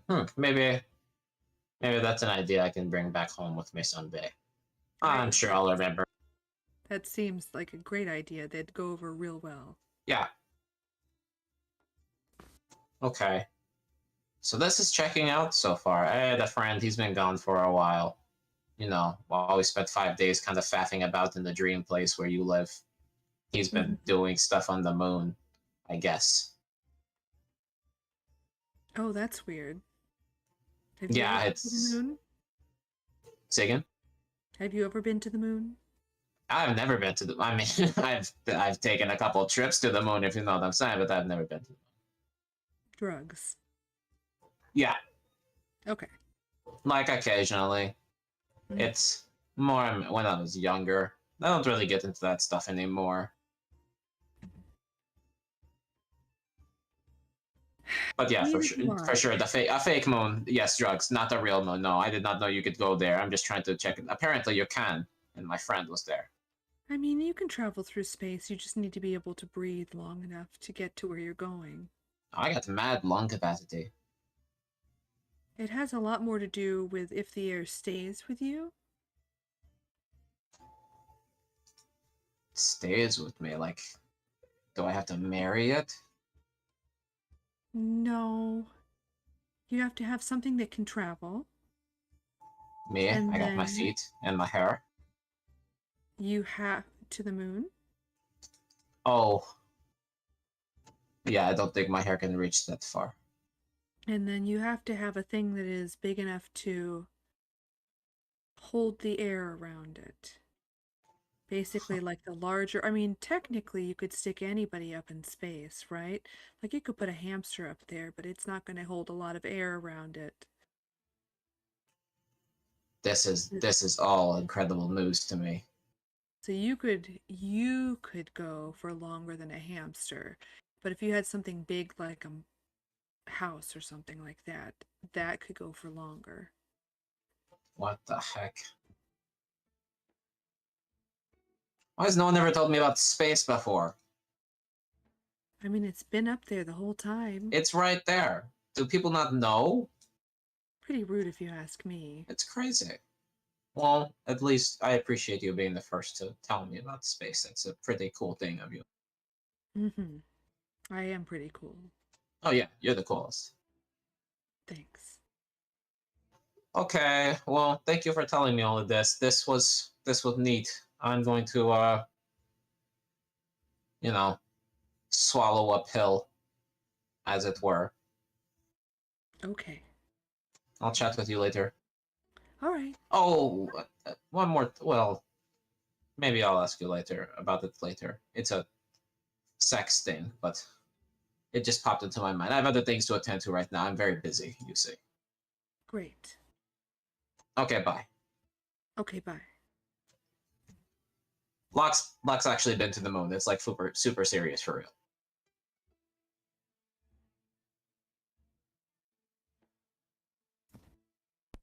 Yep.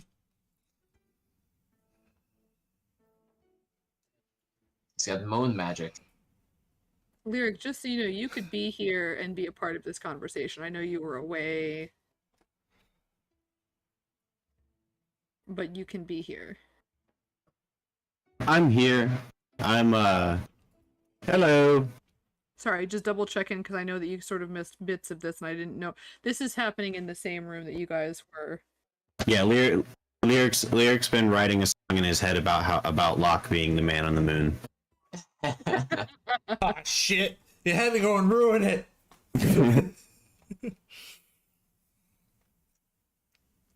All right, moon magic. That's pretty cool, and it also further corroborates this whole end of the world nonsense. Oh, jeez, we probably need to get on that, or someone does.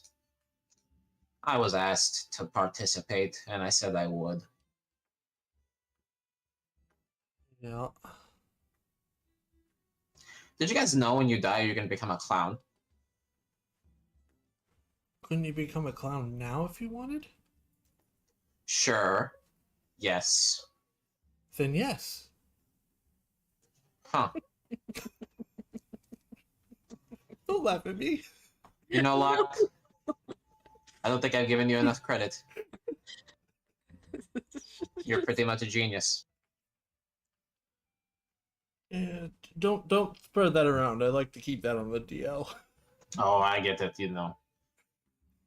I completely understand. Make them think that you know less than you actually know. And then you will know more than they do. That is usually very helpful, yes. Yeah. So, what do we do now? Oh man. Oh, Omen's here? Oh shit, should I not be? Omen's there. Omen's sitting watching this happen.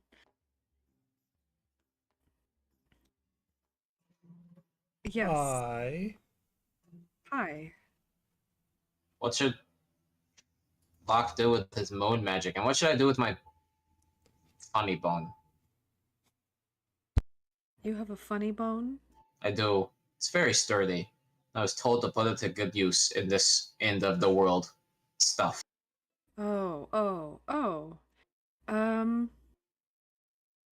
Well, there are certain things I might be able to gift you all with to help,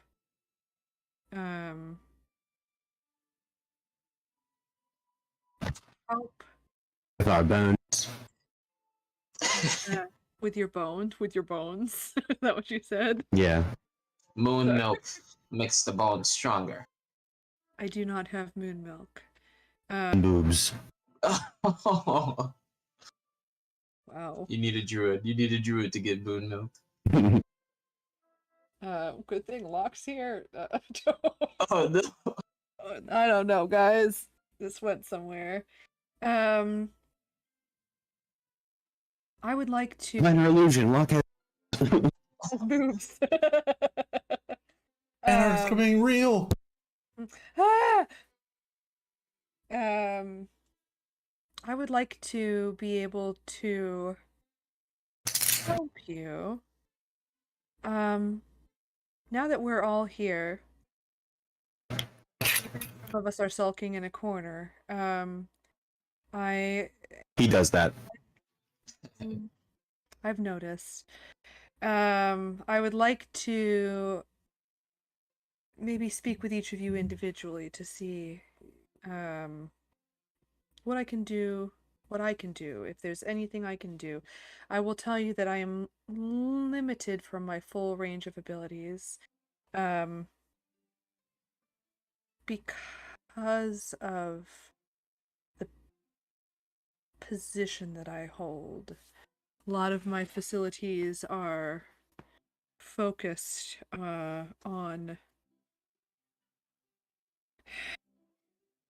other things. But I should be able to maybe grant a boon to each of you all to a certain extent. Perhaps I could start with Lyric, since you were the first to arrive. I don't know if the two of you, and Omen would turn to Corlin and Ballyhoo, and kind of gesture, would be willing to show the three of you, sorry, forgot Sulky McSulky face, would be willing to show Locke down to the accommodations, maybe find an empty room. I'll leave that to Cole. Food. I'm asking you to leave, though. I would like to talk to each of you individually, I guess, is what I'm saying. Oh. Yeah, I mean, I didn't... Come on, guys, let's go. Come on. I start trying to, like... I'm asking you to. I know what Ballyhoo was going for, but that's very... that sounds right on brand. You know, that's fine. I've got the. Oh, I will leave. I do need it. This could be the bone, even. I need you to do this for me, Omen, please. What is the name of this pink dragon? It is not my position to give a name. Gosh, you are fucking me right now. You know that? I am in a tug of war. It is more important than this end of the world stuff. There's a person in here, and they have a name, and I do not know it. And that's... Well, it seems you've met your match, then. How dare... I am very upset with you. I'm leaving. I'm leaving out of anger, not respect. Although I do respect you immensely, you're very powerful. But I'm leaving now because of anger, so you know. Locke is gently just trying to, like, nudge them out the door. And I will come back You better have that name ready. I'm going, Locke. When I get back, you'd better have that name for me. All Not so right. hard. Omen does chuckle as you guys leave the room, and you don't have to. Feel free to not move yourself on the map. It's fine.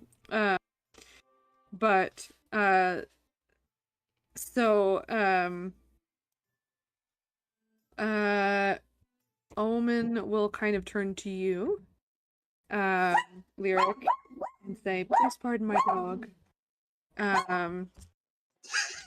Casper, get over here. Very cute. Yeah. I would like to know from you, what specific,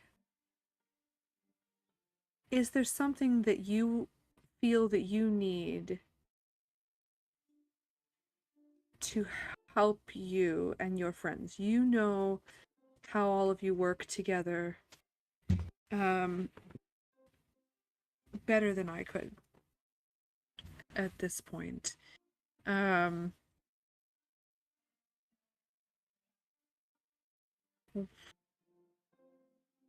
have ideas for what might be a helpful thing that might fit you. But I would like to know what you think. Is there anything you feel that you would like to improve upon or increase the effectiveness of, or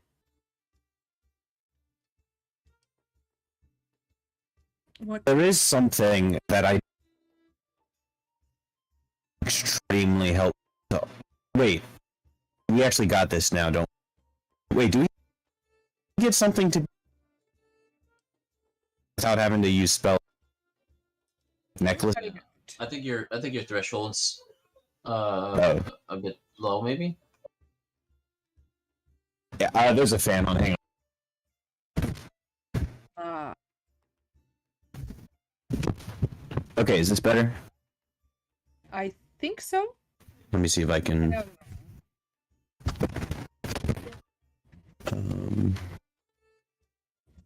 What is my threshold set at? We'll say you are very loud. I like your voice, and it's definitely a nice change from. Oh, I had you turned up. That's why you're very loud. Because when you were over in Europe, Right. quiet some of the time. Okay, so part of it's me, but also you were cutting out a little bit. All right, now you're down to normal levels of volume. Am I cutting out still? No. No, it sounds good to me. Okay. Do we have something so that we can communicate with each other over distance? I'm trying to. I feel like we did. We get like a necklaces or something like that. You did not. I don't know why I had that thought in my head. Must have been something else. Okay. But I've been thinking about that. If we could communicate with each other without having to use spells and communicate over distances, that would be very helpful. All right.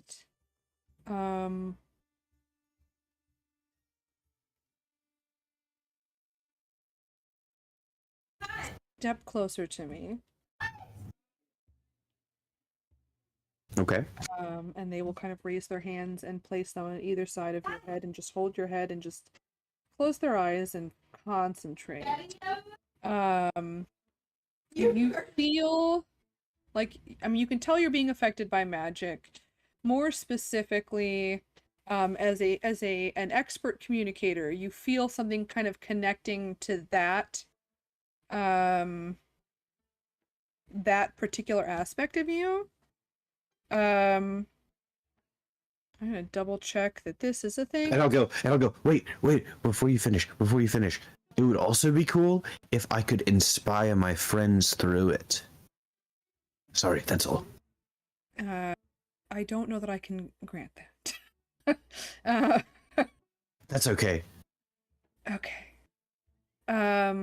But what they will do, and this is not like an official thing, but I'm looking at what are the official things. And this seems comparable.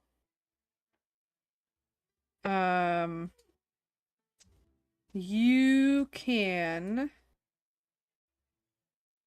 we're gonna call this the boon of telepathy. It's not a real thing. You can cast Rary's telepathic bond once a day without using a spell slot.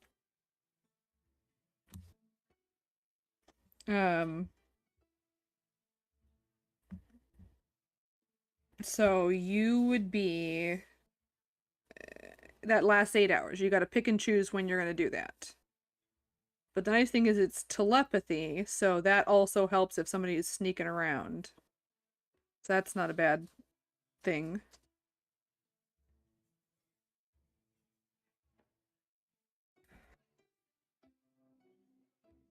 So please make note of that. However you wish to do.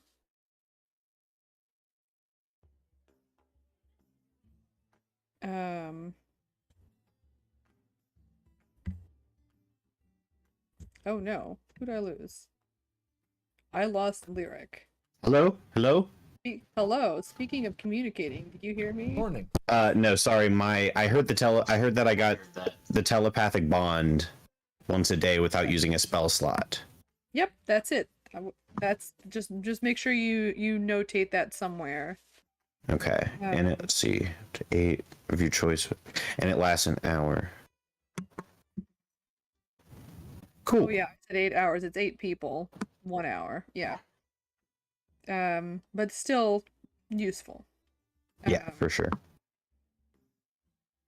And I think that they're just going to go in the order that you guys arrived, so they would ask you to send Coraline up, but also, give them some privacy for that. And then Coraline, they would ask you the same thing. Is there anything that you feel that you would like to be able to do better, or to do more of, or something like that?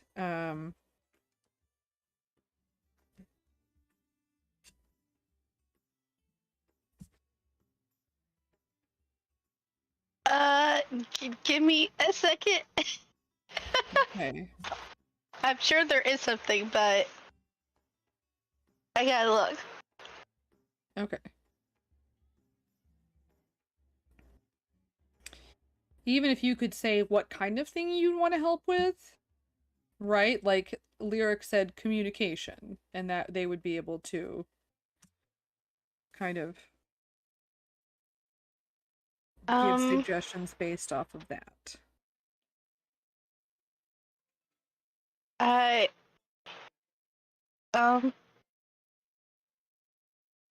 wanna just protect people better. Okay.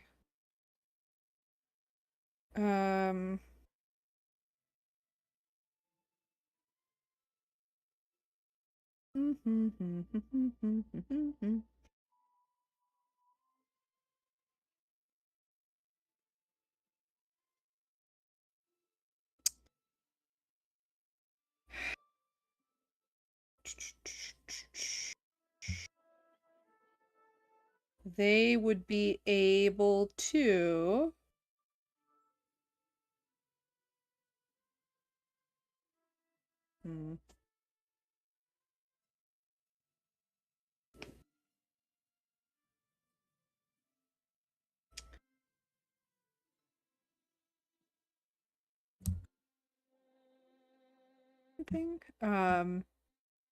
they would be able to.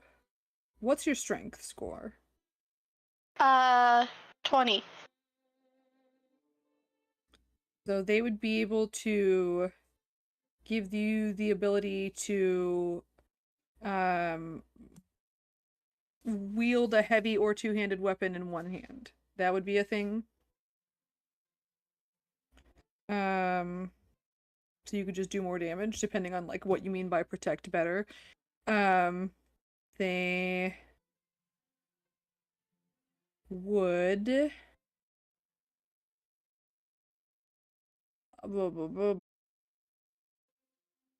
be able to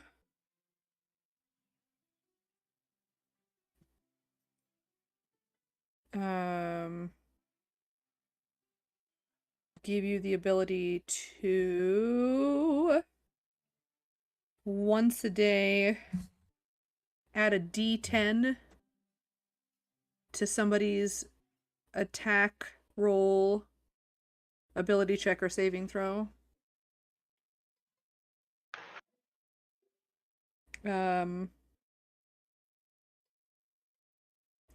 They would be able to give you. I mean, those seem to be two different. Like, let me do it this way before I start listing off everything. Or another one. 3 times per short rest. Wow. I'm gonna change that 3 times per long rest. You can choose to not miss. Like if you go to make an attack, you can just decide that you have not missed. So how those are kind of two sides things. 2 of those have to do with like doing more damage, and 1 of them has to do with like helping other people. Which one of those? And I will tell you that the add a D10 does not use a reaction. It's just a once a day thing you can do. If it's between those, let's probably go with that one. Well, so I mean, is that one the one that appeals to you more? But is there something else you would like to help with more? I mean, it definitely appeals to me. Yeah, because like by protecting better to be able to, like hitting things is definitely obviously protecting people because then you're killing things faster. But she's thinking more of like either to stop them from either taking damage or take less damage or make sure that they can success on stuff. So like the +10, like that could help. Okay. So then you that would be you receive the boon of fate. And at this point, like Omen places like basically like holds your hands in their hands, like just facing you, kind of making a circle, and you just feel some sort of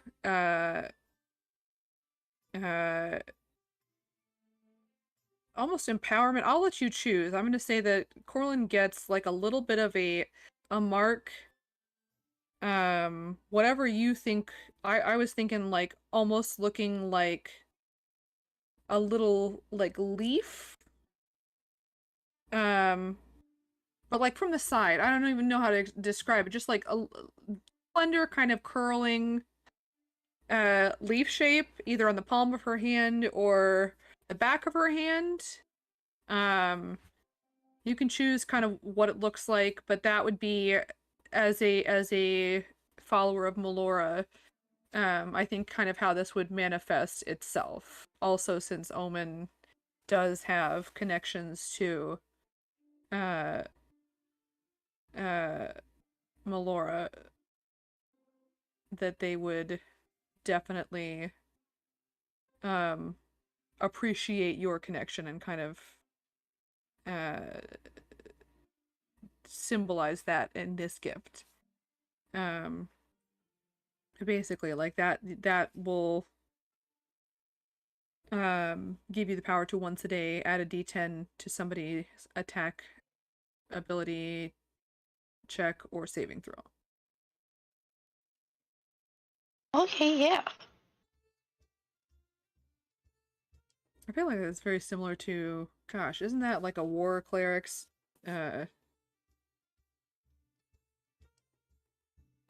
channel divinity. They can, I think it's just straight plus 10, but something like that. Anyways, so then Omen would ask for you to send Ballyhoo in. He.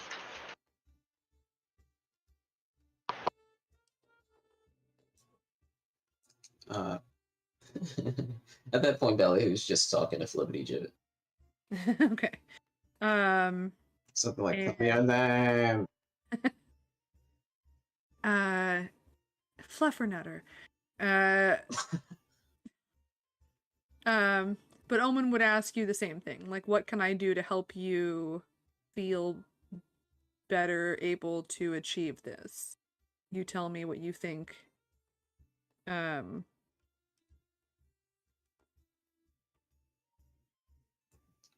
What you think would benefit you most. I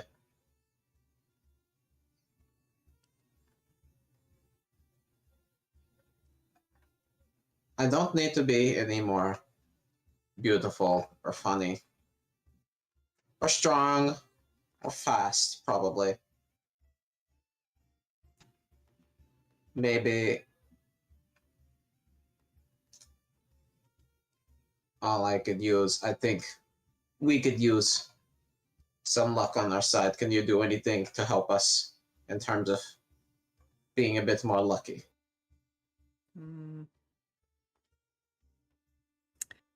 I will tell you, this is kind of where I'd planned on rolling out, which is totally fine. The stuff that you and I had talked about your like unarmored or like whatever unarmed strikes, like improving upon those. Uh-huh. That is great. Yeah. So that's they would counter with well, I feel like you can do being able to uh be more effective with your control of a battlefield. I don't know that that's luck specifically, but perhaps we can do that instead. Is that acceptable to you? Yeah, okay. Yeah. All right. Sounds pretty So good. they will place their hands on your shoulder, but like gently over top of your hair that is kind of flowing over your shoulders. And again, like just focus for a moment and all those things that we discussed. That's what would come into effect. And then they would tell you to get Kyrian, and I will have that conversation with him. Shazam. And then he would go and get Locke, and when he was done with that discussion, and Locke, you would be asked the same thing. What do you think that I can do for you to increase your confidence in this situation?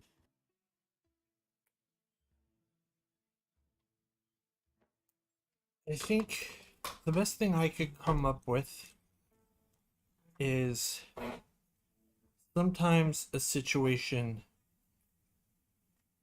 arises where we need to either be somewhere and every second counts, and being able to get there no matter how far away it is in seconds, shaving off seconds is better. Or sometimes the situation is unwinnable, and the couple minutes that it takes myself or Lyric to get us out of those bad situations. So I'd say maybe something along those lines. Mm-hmm.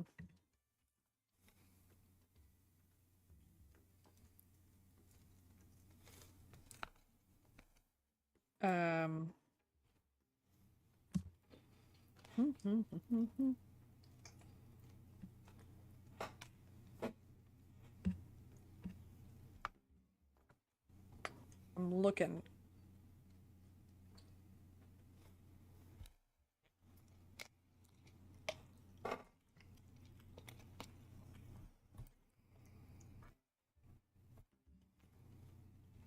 Can you explain to me specifically explain to me what you're saying? Okay. Because I'm a little confused what you're asking for here. The thought process I'm going with is like teleportation magic takes several minutes to cast, and sometimes a situation is too dire, or what if we need to get halfway across the planet and the clock is ticking and every second counts. So like my idea is a teleport of some kind, that with no cooldown. Obviously, I'm probably asking for too much. Well, But give me a moment. Yeah. Because there's shoot. Does anybody know Tyrion's subclass for Warlock had a different name in UA? I do not. Give me a moment, because he has something coming up Oh, okay. that a lurker in the deep. Well, I think Fathomless is a better name. Lurker. There's something coming up. Yes. I would say don't ask for something else. Is what I will say. Locke feels oh no. Locke hears a very loud, omniscient voice. Thing. Maybe something else. Yeah, I don't know. I'm sorry. Because Kyrian has a thing he can do. Yeah, now. yeah, no. Thank you for not like doing this and then negating his thing later. Yeah, well, it's not even later. I believe it's now. It's just it's something that they changed from the UA, and we agreed a long time ago that he could keep from the UA. Transport you, and we might have to. Yeah, he can transport people as an action, so it takes 6 seconds. Right. You'd be able to transport people. You guys will land in a body of water. There's the trade-off. And it's Fair. it's once per day, but he does have that. So unless you want to double up on, I mean, that'll get you guys out of a situation, and hopefully you're not then in a different situation. I can't Right. imagine. That seems like it'd be real crappy of me to do. So, Yeah. yeah, pick something else. Shit. I'm sorry. It's okay. Making it hard. The only thing I can think of that Locke could think might be helpful is something to do with his desire to be able to speak and communicate with anyone, person, animal. Otherwise, I really don't have any ideas of what Locke could ask or would ask. Mm-hmm. I'm looking to see if they have any suggestions. Only because you can cast Speak with Animals. Yeah. And also, oh no, did we lose Lyric again? I wonder what's going on with his. Hello. Fancy meeting you here. Sorry, I'm having connection issues. They're getting really cutting in and out.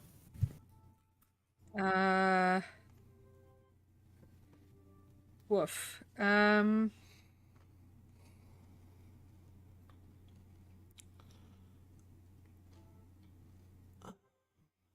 They would be able to give you, gosh.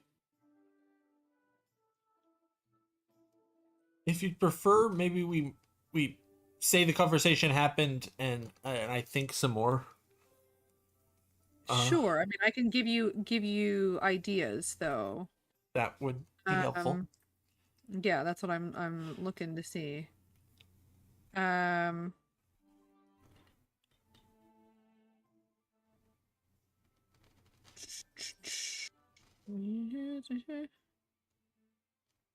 Oh. This might be interesting. Um.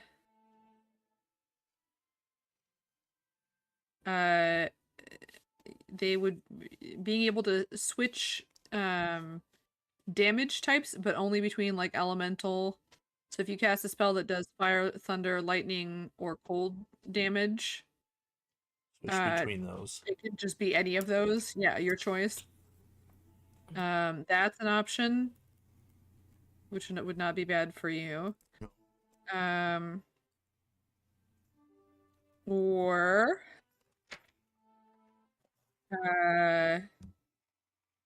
where was the one? Where was the one? There was one that I looked at and I said, "Oh, that sounds. Oh, I see." They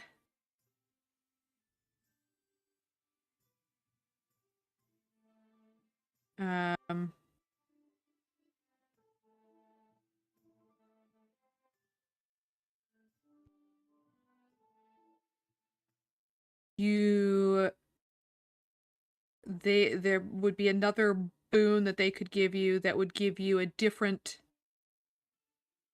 type of creature that you could change into that technically you would not be able to do as so gosh, Circle of the Moon Druid can change into, hang on, Druid. They would be basically be able to add like one other creature type for you to turn into, because Circle of the Moon Druid can change into elementals, I know, eventually at some point. Eventually, yeah. But you might not get to that. Circle of the Moon gets, but this would be No, able definitely to not. elemental wild shape at 10th level. So Yeah. you wouldn't get to that. No. So they'd be able to, I mean, it doesn't have to be elemental. It Are can you saying be. I could potentially turn into Zob? Yeah, if you wanted to choose fiends, you'd be able to. You'd still be limited by the CR same level. Yeah, Yeah. the same CR level, but you'd be able to choose a creature type to also turn into. That's too good to pass up on. I think I'm gonna go with that one, and I think I'm gonna go with Fiend, because the idea of Locke turning into an abyssal chicken and going into a fight with Zob, too good to pass up. So then, here's where D&D Beyond's lack of filter benefits us. You can choose. It's right there. So just again, you're limited by the CR, but other than that, you're fine. Awesome. And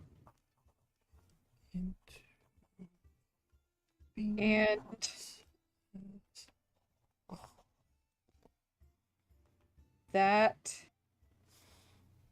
Ballyhoo, you have all the things that we had decided on to like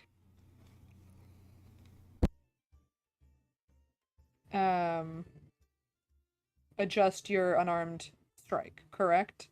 I don't know. If I'm being honest, I'll look in our chat and see. Hopefully so. Okay. All right. So I was going to ask, we should pin those so that I may also look at them.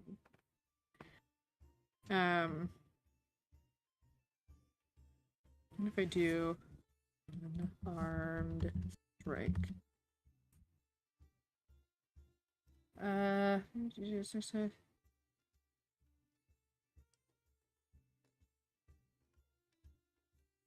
I found it. If you search unarmed strike, you can find. Yeah, I'm looking at it right now. I think the one we settled on was the Otto's Irresistible Dance. Yes, but then also an improved, like you're doing a higher damage die.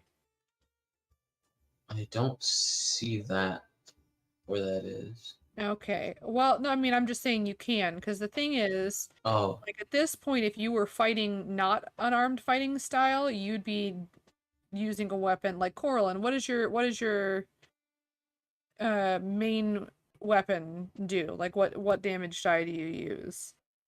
Um, D8 for one-handed.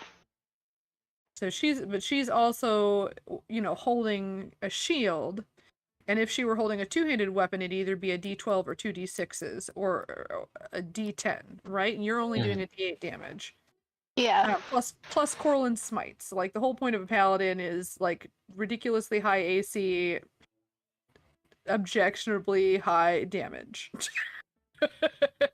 So yeah. I think the one I wanted the to. fact that your unarmed fighting style doesn't increase the, and I don't want it necessarily to like rival a monk, because that's kind of like the monk thing, but it can go up to like higher if you want it to. Like if you want it to be a D10, that'd be fine with me. I think I wanted to base it on the dwarven thrower. Mm-hmm. Which does a D12. No, it does a D8. But it has a +3 bonus to attack and damage rolls, and it has the thrown property with the normal range of 20 and the long range of 60. Mm, So okay. essentially, +3 to hit and damage in longer range. I don't know if we discussed whether that We would did, be. because we kind of left it hanging. So let's do this. Mhm. Something happens, it improves. It does the thing with the irresistible dance. That's fine. We will talk about this. But yeah, there's already been like enough discussion about these boons and stuff like that, so I don't want to sit and hash out like a weapon upgrade. But Yeah. yeah, for sure, unarmed fighting style, there's a limited, if you're not a monk, there's no way of upgrading it, basically. Mhm. So yeah, I don't feel bad about that at all, because the same thing with Kirian's weapon, which is why I have to kind of discuss that with him. That we're gonna do the same thing, because his is like a packed weapon, but he can't attune to like magical weapons the way that a hexblade would be able to. So we're gonna see about modifying that a little. All right, guys. What I will say is this: if you have any questions and/or concerns about any of this, message me, and you can send me a message. I mean, honestly, because again, nobody else can see it. You can put it under safety tools if you want to. That's fine. Or you can just DM me, but if you put it under safety tools, it'll help kind of keep it separate from any other messages that, like, when I message you guys, it's not always about this game, and so that'll keep it all in one place. That's fine. But if you're happy with it, that's great. If you would like some adjustments, or you feel like, I don't know, if you're unhappy with it in any way, or you want to like modify it slightly, I guess, which doesn't necessarily mean unhappy, let me know. But we're gonna stick with this for now. But especially like Lyric and Coralyn, who went first. If you're like, oh man, I didn't know that those things were an option, I'm happy to give you other options.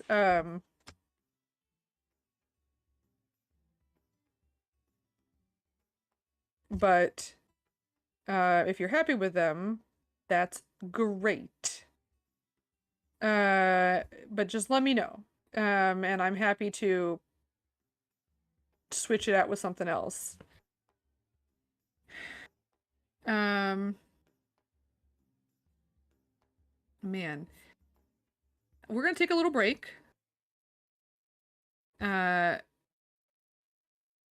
Just because it's about the middle of session. It's more than about the middle of session. It's the middle of Tuesday's session, almost. It's not the middle of the session. It's 3/4 of the way through. We'll take it like a short break, bathroom/drink break. And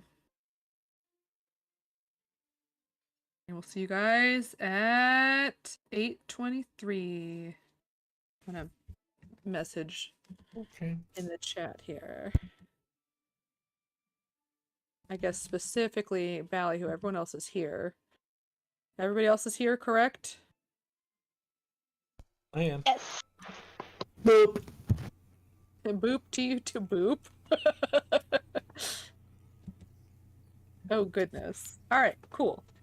See you guys in a bit. Yep.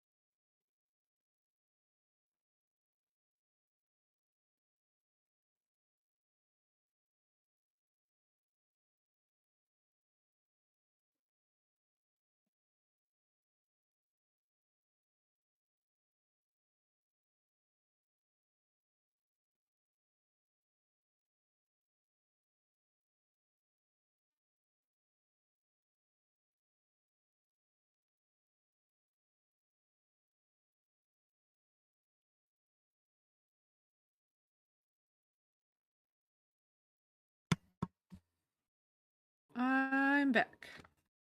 Welcome back. I am You are also here. Nice.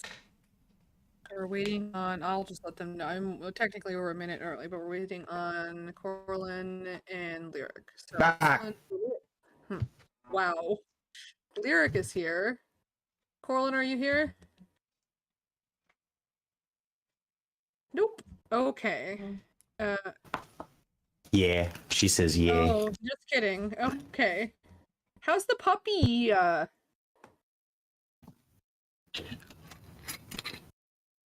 Okay. She is typing. Oh no. Okay, well that's like a great Christmas present. Speaking of Christmas, we're not gonna run on the 25th. I think I'll tell you guys, there should be no reason. Oh gosh darn it. Okay, sorry, I keep scrolling and it goes two months away. There should be no reason why I can't run next week. I'm subbing. I have a church gig that is over the course of several weeks. Not every day. But it's nice because I have off for a couple weeks around the holidays, but I don't get paid when I'm not working, so this is making up for it. So that was serendipitous. But anyways, I do have a service to sing at in the morning on the 18th. I might be at my parents' house. The only thing that would affect, only because that makes it like easier. I'm not leaving my dog by himself. Essentially, is really what it amounts to. So, but it shouldn't affect me running the game on the 18th. But we will not. We're not going to run on Christmas Day. Or yeah. Other than that, I also have a gig. I mean, the same gig on the 1st, but again, that's in the morning, and it shouldn't affect anything. Obviously subject to change, but it's before I even.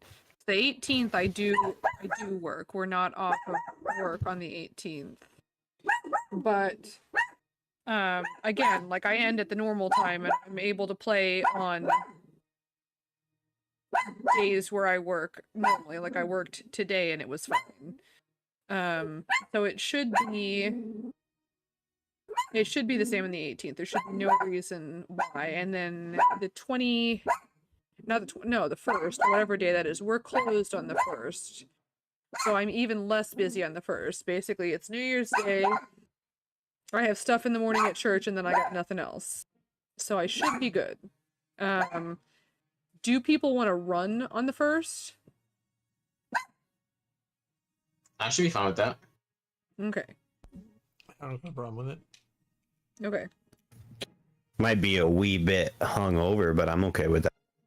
I mean, same. Drunken D. Corlin, what do you think?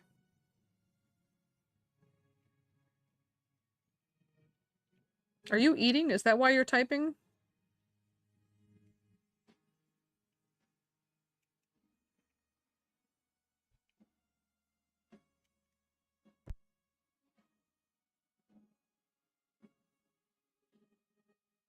Oh, okay. All right. No problem. All right, so we're gonna no Christmas Day.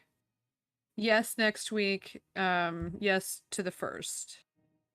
We'll just see how coherent we all are. It could be exciting, but just wanted to double check that.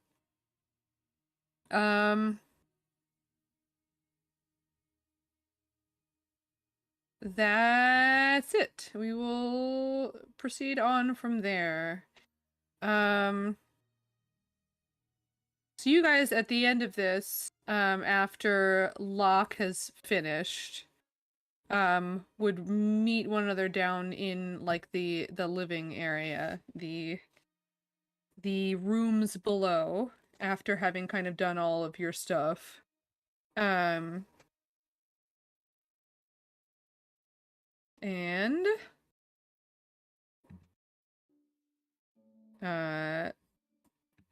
yeah, I don't know.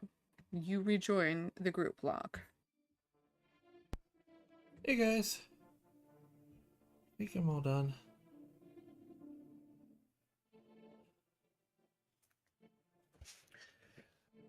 What'd you get? What did everybody get? Oh, I can show you. And Locke shrinks down and is now an abyssal chicken. Just starts running around the room, bouncing. Great. Anybody else? There's two of them again. Yay.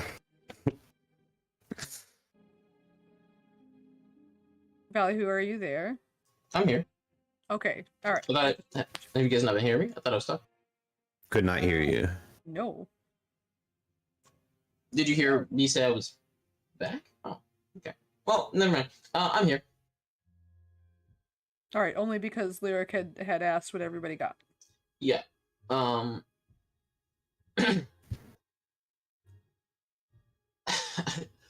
don't. Ballyhoo for now would just say that they yeah, I got something. I'm going to break it out in spectacular fashion. Oh, I see. Being coy, are we? Yes. Only because I don't yet know how Ballyhoo is going to do it. Right. I need to figure that out.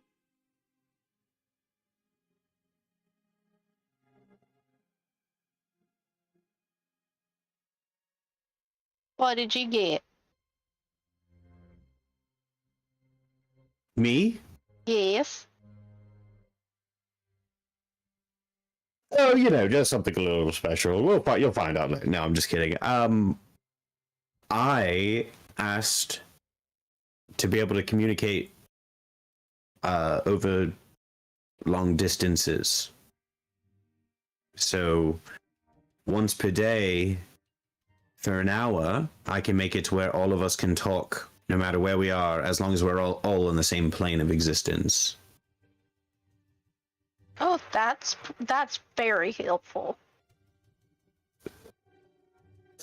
Yeah, I thought it was a good idea. I have them every now and then. Guess so. What'd you get? Oh, I got something to I could help people with. It's a once a day thing, but it'll help. Just in case like you fuck up or something. Not you yourself, but like if Right, no, not me. I don't fuck up. But like if somebody else fucks up, like if one of the other members of the group fucks up, yeah. I got you. Yeah.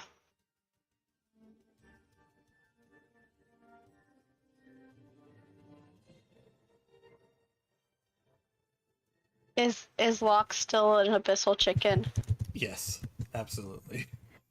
Okay. Hey, by the way, well, I guess Locke's an abyssal chicken. I wonder if Locke saw Caspian up on the moon. Hey diddle diddle and all that. What? What does that mean? Hey diddle diddle? Yeah. Are you a diddler? Like the poem, like the old nursery rhyme. I don't know what that. I'm sure all of your parents sang it to you, right? Hey diddle diddle. My parents taught me many songs. You just see Never the anything to do abyssal with chicken poke at your foot a little bit and then just do like a little nod. Yes. Oh no, it wasn't. It's not the cat. It's the cow. It's the cow. So maybe Coraline. Maybe Coraline. Maybe Locke saw Coraline and Ballyhoo up there.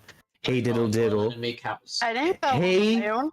Hey diddle diddle, the cat and the fiddle. The cow jumped over the moon. Are you gonna tell me you didn't jump over the moon, Ballyhoo? It sounds like something you would do. Listen, maybe at some point in my life I am destined to jump over the moon. That day has not yet come. Ah, perhaps it is a prophecy. Perhaps many prophecies are delivered in song form. The ancient and the ancient and fantastic prophecy of Hey Diddle Diddle. I will look into this. I'll get my scholars. And I just hold up my orb. Well, just remember, I'll just say this. The next time you see a little dog laugh at some kind of athletic show of prowess, grab onto your dish and your spoon, okay? Lyric, what the fuck are you? A dog? Is this a cow? A dog? A cat? The moon? Did you eat something weird? They have these weird mushrooms growing down in the cellar. Oh, Oh, you should not be eating those. no, just pat Lyric on that. It's okay. We'll see you in a couple. I thought you could eat mushrooms. Nobody told me you couldn't eat Oh, mushrooms. you can. You definitely can. We are here for you. You're just gonna go on a trip. Where? To the moon? If that's where you I'd want like- to go, buddy. I'd like to go to the moon. To the moon.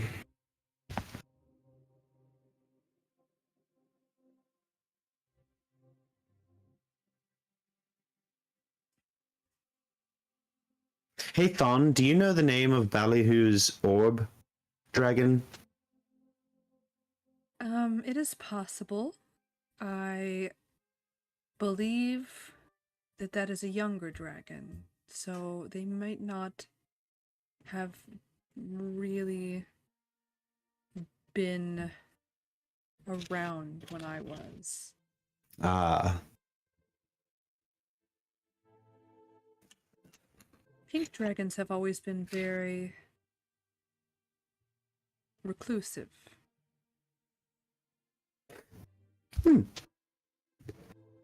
Interesting. More so than other dragons, which is saying something depending on which type of dragon you're talking about.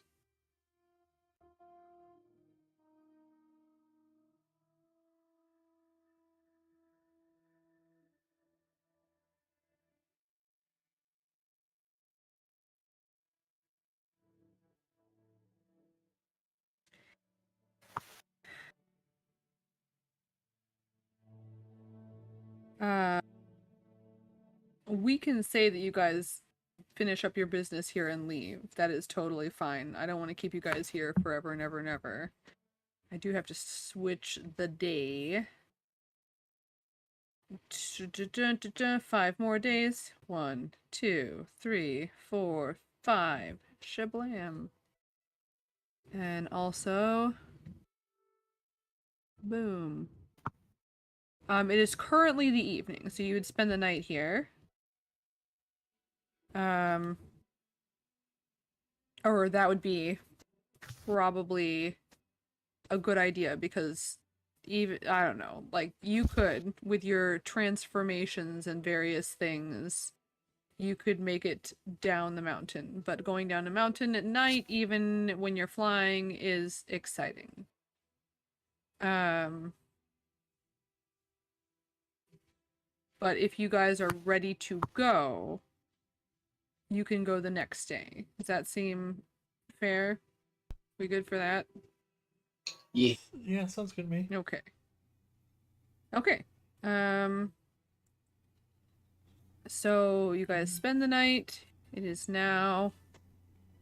I moved the time tracker onto the same page. It used to be 2 pages long, and that was difficult, but having it this size comes with its own challenges, such as everything is very tiny. A2. And it will be 8:30 in the morning, because Lyric has matured and is now an early riser. That's Or, right. that's right. You tell me. I know that it used to be a steady 9 o'clock, but I feel like at some point you said you started getting up a little bit earlier. Yeah. 30 fair. Yeah. Okay, okay. It's 8:30. You guys are up. And if there is nothing else that you would like to do, I will switch you back to the ship. Hashtag character development. Yeah. So proud Oh of you. no. I will move you up, but also I'm gonna whine about how, oh no, that one went better than I thought it would. There you go. I just hate, I have so many maps at this point. Some of them, some of them I'm pretty sure I can get rid of, but like I'm afraid to. Because what if I need it again? This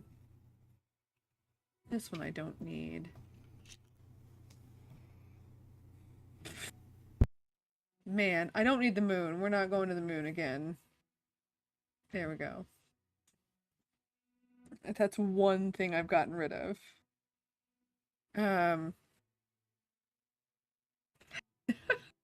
Well, here's the thing. If we do, I have the asset in my stuff, so I can always remake it.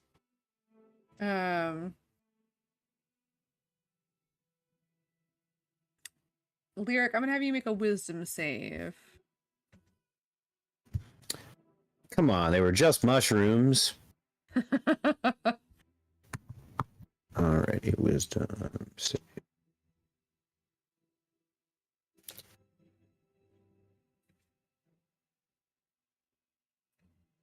Any minute now.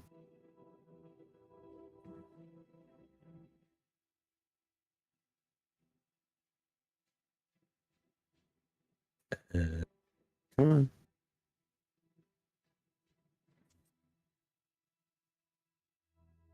Do you need to know your bonus? No, I think I rolled on D&D Beyond. It's just going very, very slow. 18. Okay. All right. You're good. Nothing to see here. Let me real quick get to the hex grid. I would have a friendly volunteer. Roll 2d6, or we can have two people roll a d6. There need to be 2d6 total.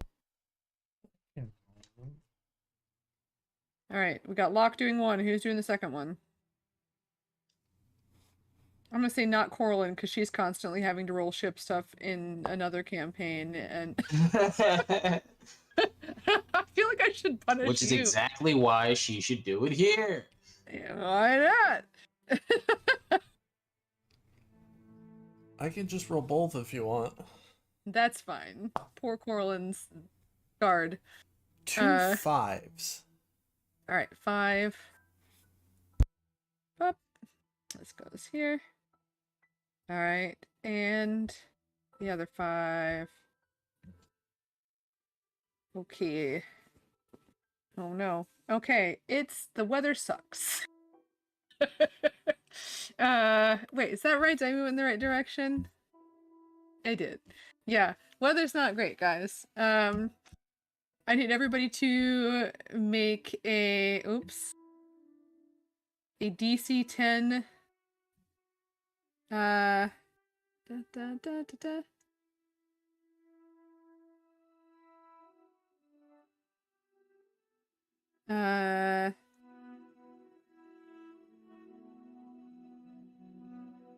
is this? You know what? I would like one person to make a deck save for the ship. I will add the bonuses. And then everybody else needs to make, because it is basically, you guys, it's miserable. The ship is rocking around. It's windy and very kind of just unpleasant currently. So can I have one person roll? I said a deck save, a strength save for the ship. Using our modifier, or are we using the ship? No. I have the ship stuff. Just tell me what you rolled. Okay.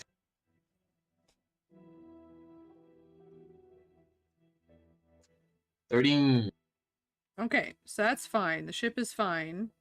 Does not take any damage from basically having to maneuver through difficult conditions. And then everybody does need to make a dex save.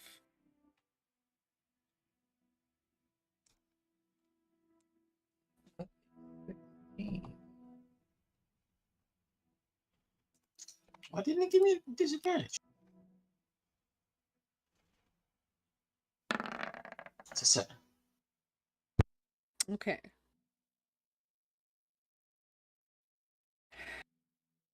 Uh, 15. 15. 7, 19. Corlin, you did roll. You got the 19. Locke, yours is small. 16. That's the one I was missing, but it's only because everybody else's is in a big box. All right. So. Oh. Corlin. I will say, Lyric, you can react to this, and Corlin, you can react to this. The weather sucks. It was a DC 18. Oh my god. So Corlin passed. Ballyhoo's not going to pass. Ballyhoo's going to go Well- overboard. But, well, here's the thing, though. Lyric also isn't going to pass, but he's real close. So Lyric can react with... okay, Locke is at 16, so Locke needs +3. Is I'll anyone near me though? You guys just got on the ship, unless you know, I would say Kyrian went up to the, in fact, I'll roll for Kyrian, unless does somebody want to roll for Kyrian? No. I'll do it. I got an 18. Oh, never mind. Thank you for volunteering. Mhm. So Kyrian is one off. But he's also, he can swim. So he's like less of a concern. He has a I mean, you negative dex save? Holy shit. Oh, well, you rolled an 18. I was rolled an 18. I don't know what his modifier is. Okay, no. I wasn't even thinking. You said that, and I was like, yes, of course. So Kyrian's fine. Plus, he would have advantage on these now that I think about it, because he has a thing when he's on the ship. So Kyrian's fine. Corlin's fine. Locke is close. Lyric is close. Ballyhoo is going to be a problem. Is what I will say. As is the norm. Well, Ballyhoo normally does okay on things, I think. No, I just mean that value is usually a problem. Oh, that's fair. because if they're near me, they get the +4. Okay, so that means that I'm going to give that to everybody. That seems fair. Which brings Ballyhoo up to 11, which means that everybody can focus on Ballyhoo. Well, I could use Um, my D10 thing now. Yes, that's good. Go ahead and roll that. We'll see where that gets us, because then also we have a couple bards that can react. Ooh, 21. That's good. Yay! Do you want to describe? I mean, feel free to describe how Corlin does this, because that's cool. Well, you said that Ballyhoo would have gone overboard. Mm-hmm. So I guess when the ship is like rocking and if Corlin looks over and sees that Ballyhoo is about to kind of like fall over, Corlin reaches out for Ballyhoo and grabs them, and then with the leaf mark like touching Ballyhoo, just kind of like glows a little, and then pulls her back on. It glows like green. Cool. Well, There you go. that was very kind of you. Thank you. I think that You a have couple not of always been green.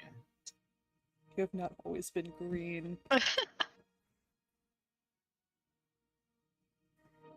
I do think a couple of the sailors, because I rolled something, and that wasn't for Kyrian, because that's what Locke rolled. A couple of the sailors do go flying over. I should roll specifically for, I think Rig would be around. Because then the other ones will just they can get back. It's fine. But Rig, come on. Why are you not rolling? There we go. Rig is fine. She is dexterous. So, I think that. Oh.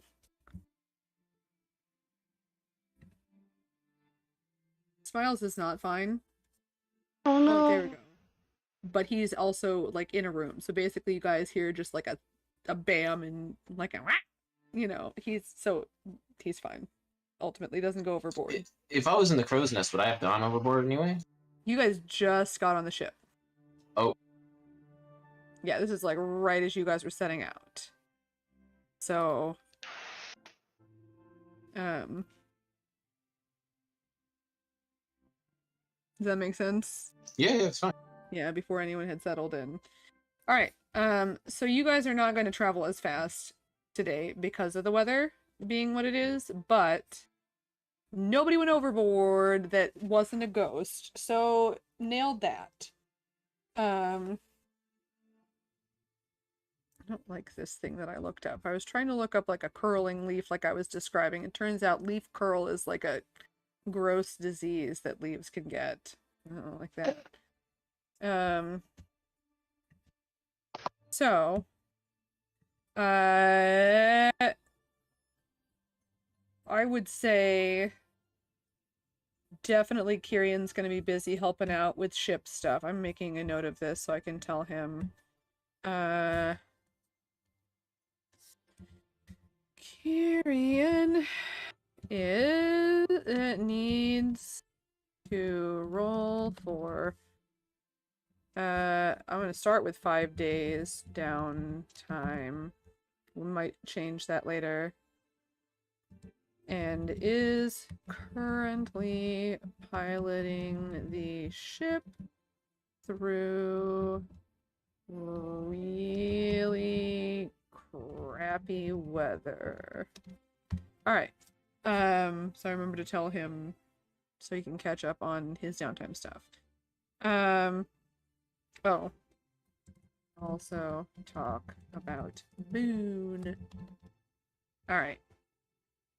You guys have the day, and you can work on stuff. I would say if it doesn't make sense for you to work on, like if somebody were, for example, if like Talar were there and tinkering, I would be like, this is not the weather for tinkering. But, depending on what it is, you guys can roll for downtime activity. Is there anything you guys would like to do during this day?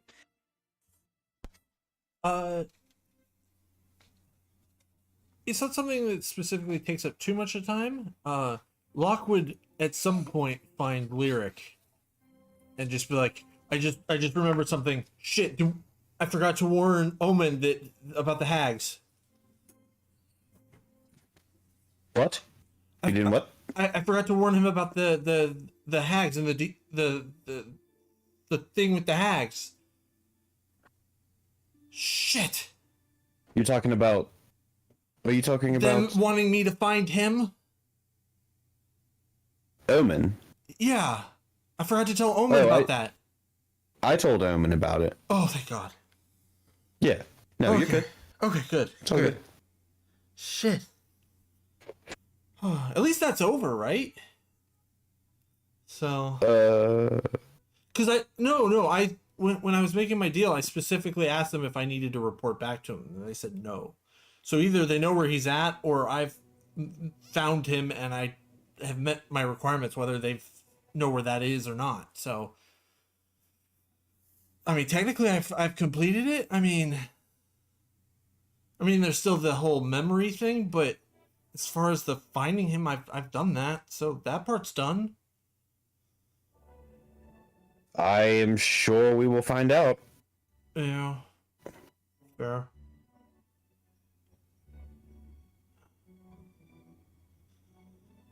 All right. Sorry. I think it'll be okay. Are you working on something?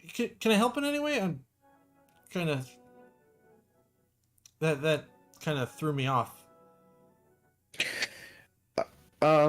No, it's just seas are too rough. Okay. just taking it easy, you know, Yeah. running down the road, trying to loosen my load. Got 7 women on my mind. You know how it is. I really don't.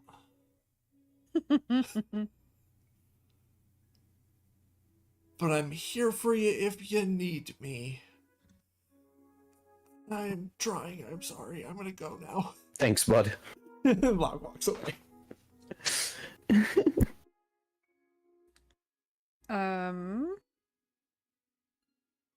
We can go to, well, first of all, where are you guys headed now? Is my question. I should have asked that before. Yeah, like, did we talk to Omen about what we're supposed to do, where we're supposed to go? I don't think we did. As far as where we could go next, Locke's vote would be Slaughter Pen to deal with that issue, but he's open to other suggestions.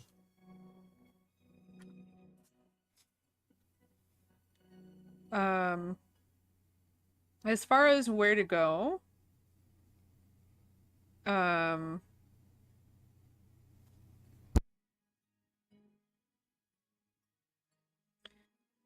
we'll say that you can't, I mean, you'd be able to communicate with Omen at some point to like, they would reach out to you at some point, to figure that out. Essentially, that what they would like is to look for signs of entropy is the wrong word, because this isn't entropy, this is just like magical deletion, essentially.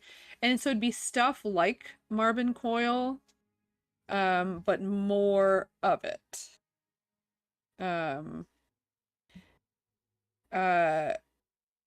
Where it just signs of a weakening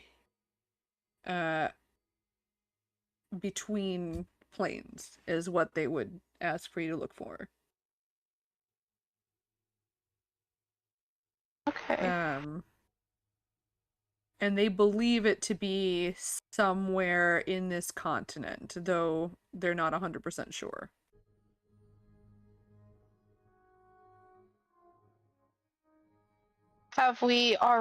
Do we believe that we've already found a place like that?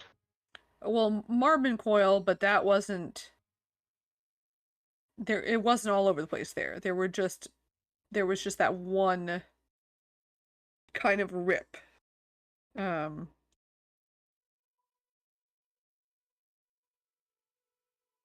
you're basically looking for stuff like that, or like that, basically that kind of purple lightning magical effect is what you're looking for.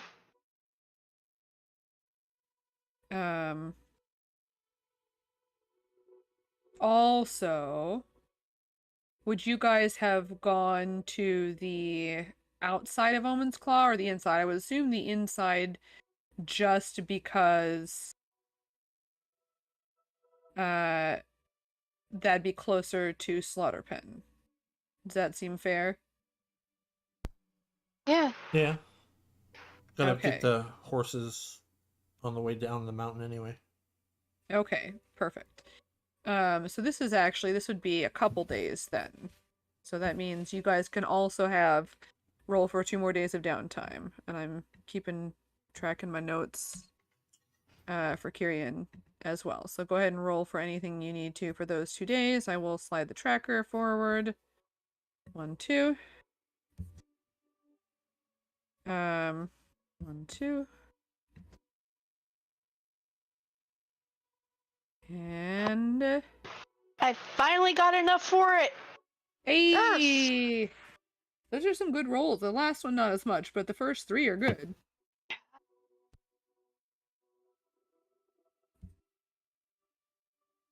Alright. So it's actually Une instead of Atu.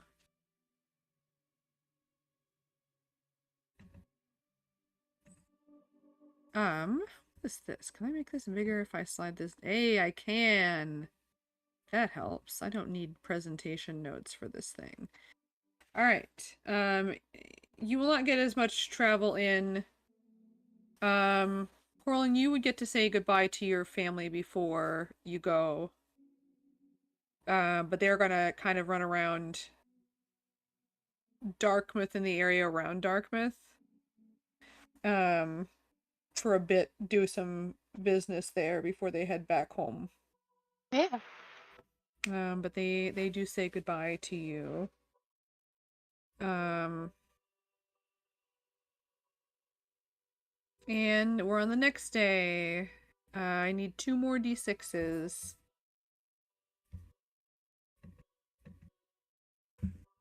2 and 6, unless someone wants to roll one of them. Would somebody else like to roll one of them, or are we good with? I'll Lots of roll doing one this. of them. Oh, okay. I'm also gonna roll downtime.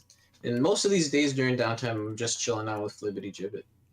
Okay. Or Fluffer Nutter, as they have told me their name. All right, so I will take Corlin 6 and Locks 2. So 2 does this. Lovely. What's this? Is that? Okay, this is fine. It's actually a pleasant day. And then 6 goes this way. It's a pleasant day. A little bit, yeah, just a light breeze. It's a little foggy. But let's see. We'll have Kirian's gonna roll to handle. Go ahead and roll somebody. I'll say, Lyric, you have not rolled anything extra, so go ahead. I mean, other than your own stuff. Go ahead and roll 2d20 and give me the highest one, and that'll be Kirian's handling the ship. Total 7 days of downtime.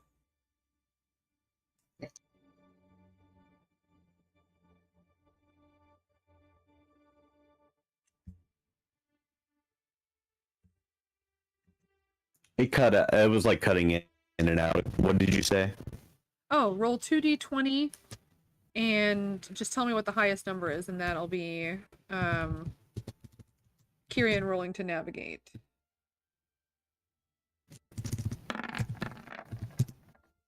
Okay, so 10 plus his bonuses, which I am looking at now. It should be fine with the weather being, it's not like super foggy.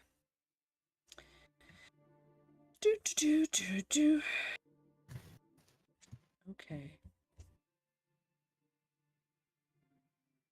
Yeah, he's fine. So you're just a normal day of travel. It's not like impossible to see. It's not a very thick fog, it's a light fog. And it's actually kind of cool looking. I don't know. I like driving or walking when it's like you can see everything, but it's just everything's a little bit fuzzy looking. That's what this looks like. And you guys are able to navigate closer to like a regular day's travel over towards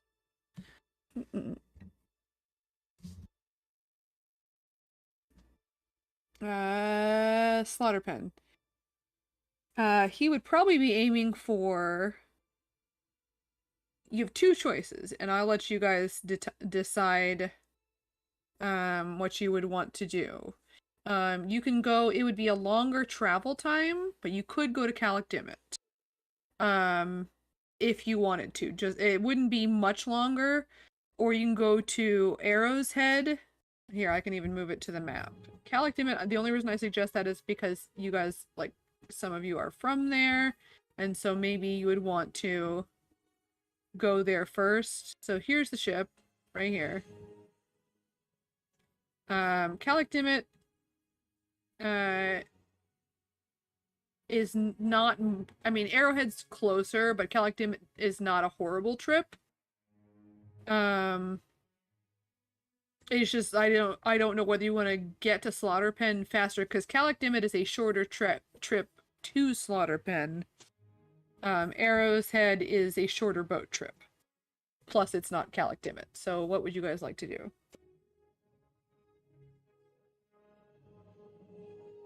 Well, I think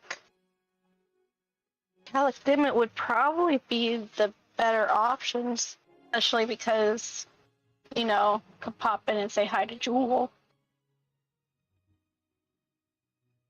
I'm okay with that. It's definitely my vote. Okay. We're just, I mean, like, that's three people. What do you think, Valerie? I don't mind anywhere. Okay, and I am sure that Kieran would go along with the group. I don't think he doesn't have any connections in Arrow's Head. I'll just say that straight up. And he likes being on his ship. All right, Lyric, make a wisdom save.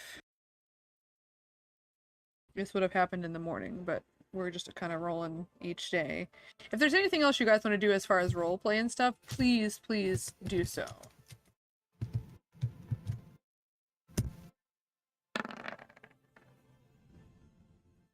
Nice. He's on a roll. Yeah. All right. Anyone want to do anything other than, like, downtime activities? You can roll for another day's worth of downtime activities. That is fine. I'm making note of that for Kieran. So this would be 8 total at this point.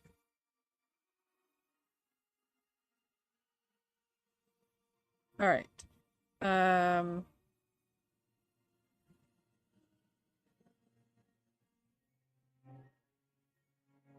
Okay.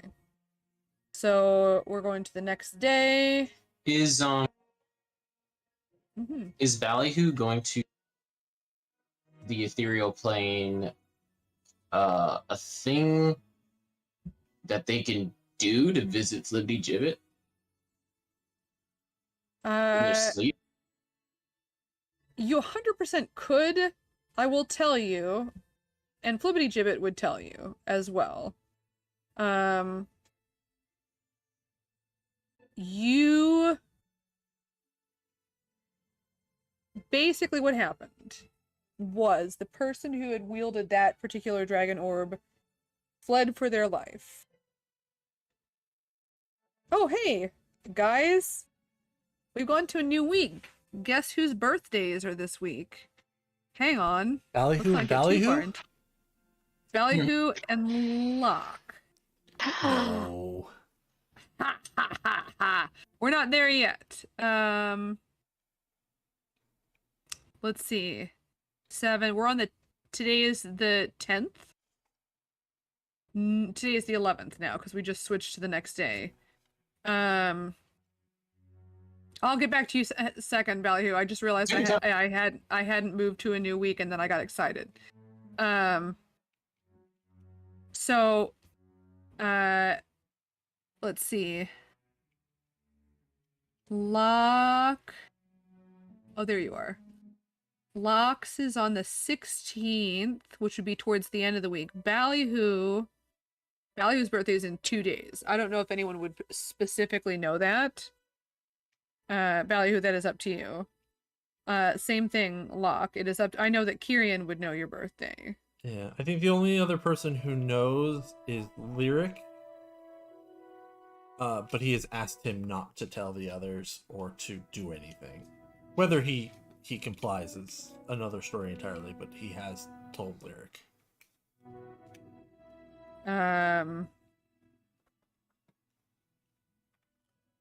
7, 8, 9, 10. I said it was yours is next week. Sorry. I put your little deuter in the wrong thing. I can't do math. I don't know why I put it in the second week when it's the 16th. So Ballyhoo's is this week, Locke's is next week. There we go. That being said, Ballyhoo's is in 2 days. And sorry, Ballyhoo, did you say people would or would not know that? At this point they wouldn't, but now that I know, they're gonna find out. Okay, fair enough. So to answer your question, the person who previously wielded that particular dragon orb fled to the ethereal plane for safety. And then lost the dragon orb. You don't know what happened to them. Flibbertigibbet does not know what happened to them. If you asked about them, which I know you know, all of you guys are talking to these dragon orbs a lot, even if we don't roleplay everyone. So, Flibbertigibbet would say that their the friend that they had made before you ran because they were terrified, like because of how powerful this thing was and because of how poorly the particular encounter was going. They ran away, and then they started to sort of seem to become, I don't know if pacified's quite the right word. But like they were lured in by the charms of the ethereal plane. And then at some point they just lost Flibbertigibbet. And Flibbertigibbet is not particularly aware of what happened to them at that point. I feel like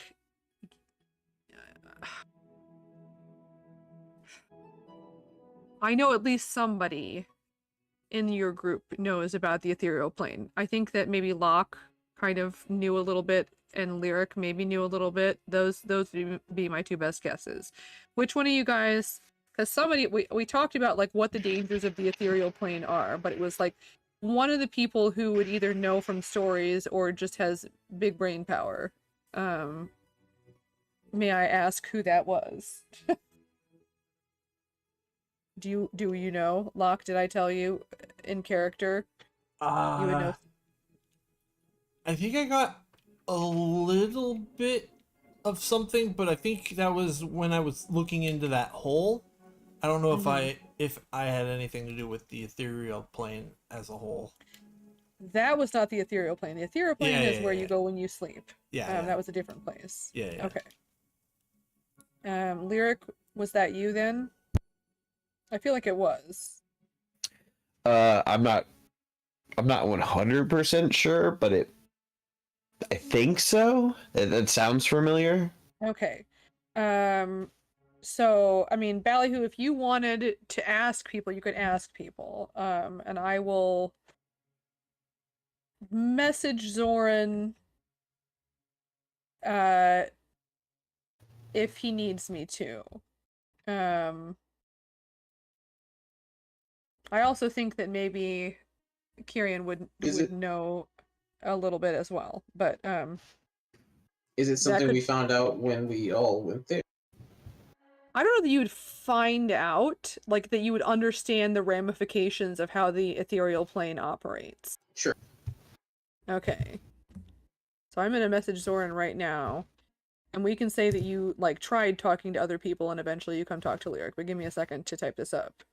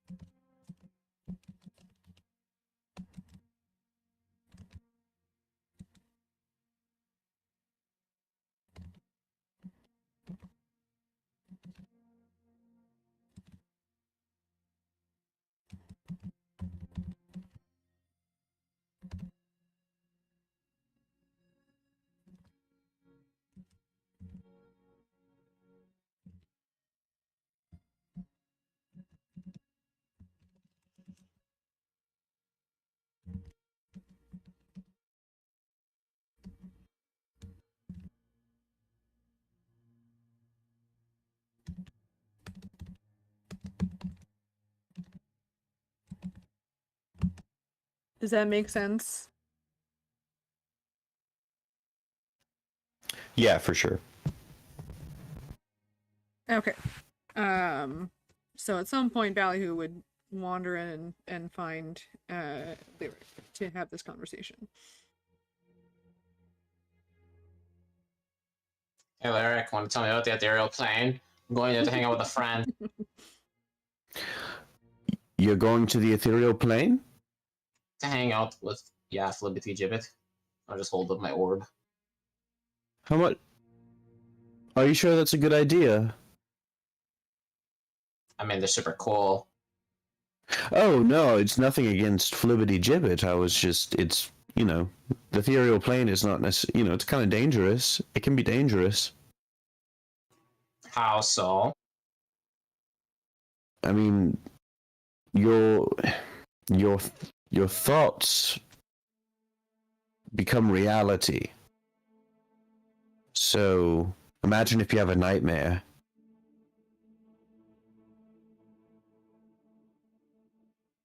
Would be pretty fucked up. I mean, probably. Nightmares are barely coherent half the time. It's like a giant whale with crab legs. Like spider fangs or something. It probably lives in the ethereal plane. Now that you've thought about it. But can you guarantee that something like that does not already live out here? No.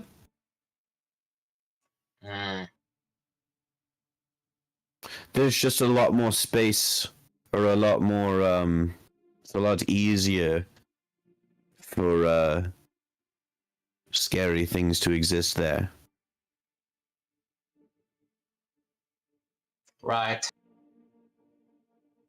Hey, I mean, listen, it's your rodeo.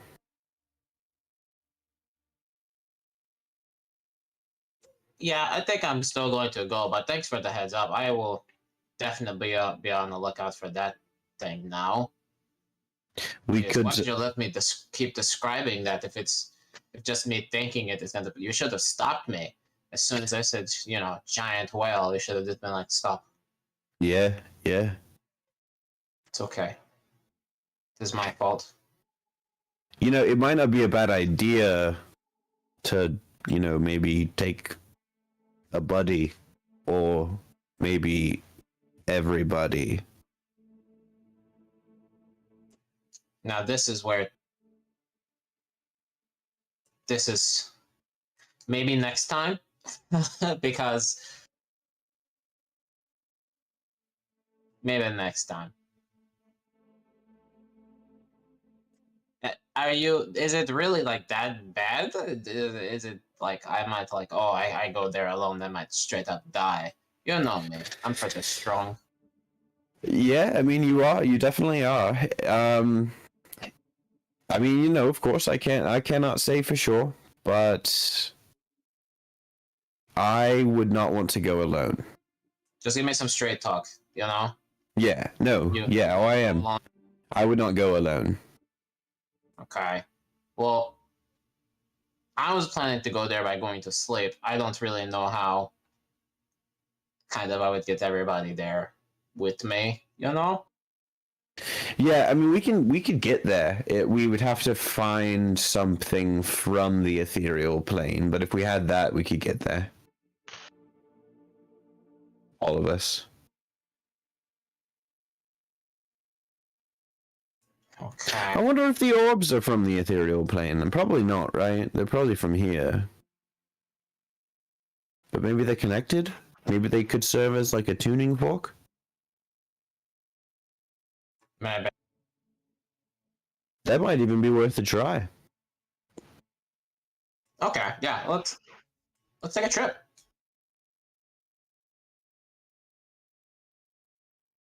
Harlan! Locked. What's up? You want to go to the ethereal plane with us? Isn't that the place where I had a building land on me? No, not that place. You're thinking of a different place. Okay, then sure. How do we get there?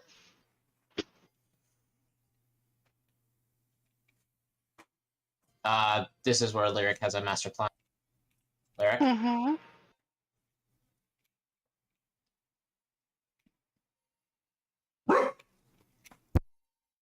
That was an important thought, Lyric. Thank you for chiming in.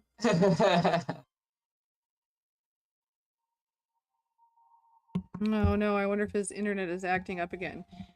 Hello? Hello? Hello.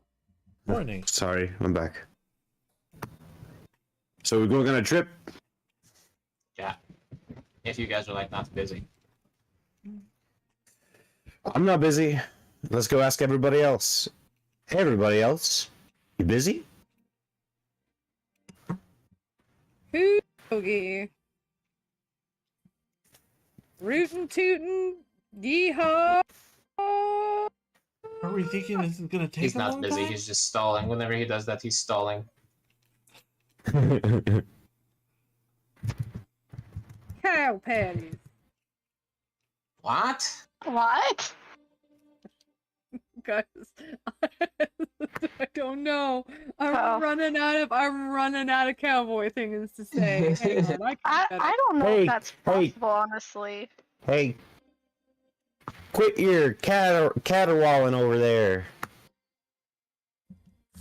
Bucko, Hang on, I just looked this up. Here we go. or I'm gonna have to clip your horns. Oh. I mean, let's just give it a lick and a promise. I looked this up. This is cowboy slang, guys. That sounds about right. Oh no. Now pack up your shooting iron and let's go help this varmint. What the fuck? Are we already there? Did we come to the ethereal plane early? It's a hog killing time. I'm plumb tuckered out. Everybody above snakes? Good. Ace high. Guys. Poor Kyrian. This is what he gets for barfing. How dare he? Mhm. Yeah, you know, some of us play through their sickness. Oh, I know you sound a little snuffly today. Are you okay? No, I'm still dealing with bronchitis. Ugh. It's Ain't been nobody like got time for that. a week and a half now. Oh no. I'm so sorry. I was It's sick. it's not ammonia though. I had my since I work at the doctor's office, we have an X-ray machine, and the tech did me a solid and took a chest X-ray. Dang. Only the corner of my right lung is kind of flat, so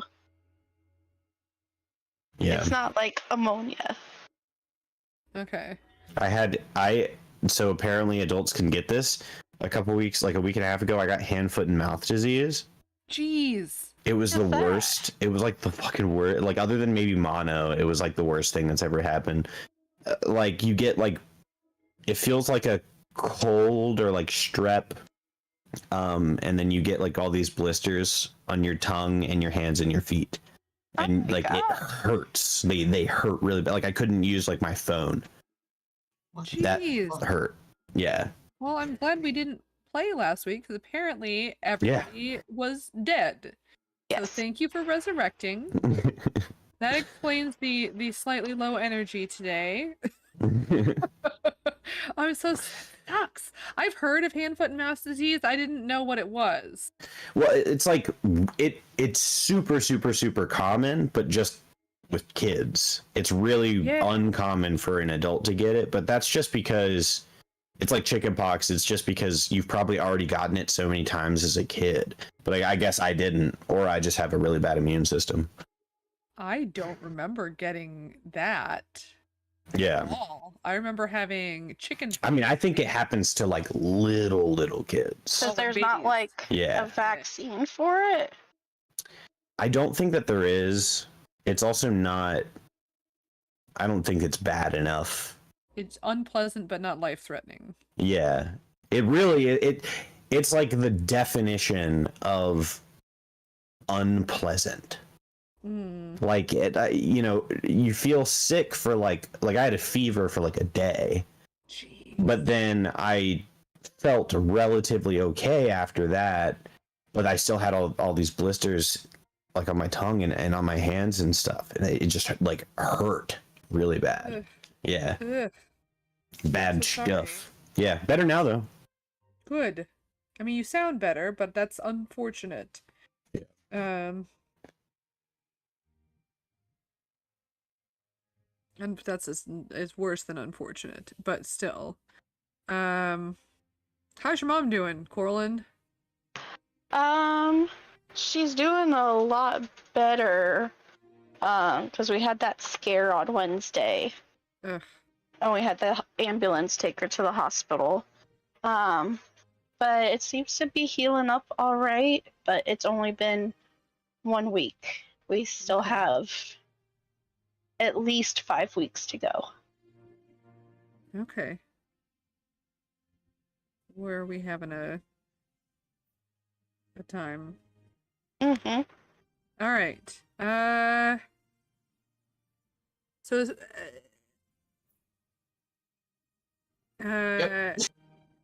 going to the ethereal plane Lyric's way would work differently than sleeping, right? I mean, he's got plane shift, right? Is Yeah. I mean, like, you prepared it at the very least, right? Is that Yeah. one of your taken spells or one of your magical secret spells? At this point, it might.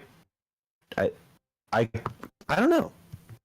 If you would like to have that instead be a magical, since I think that when you were choosing that specific spell, you didn't know what your options were for magical secrets, like we hadn't done that. So if you want to change what your like always prepared spell is, I am fine with that.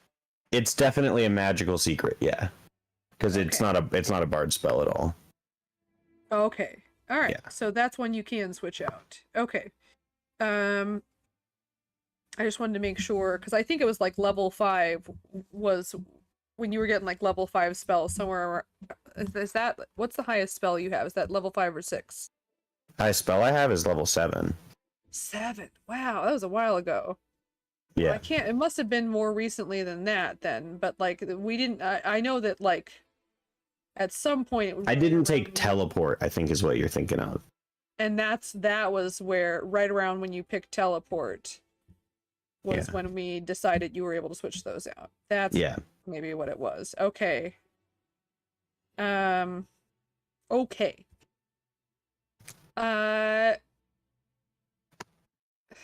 That's fine.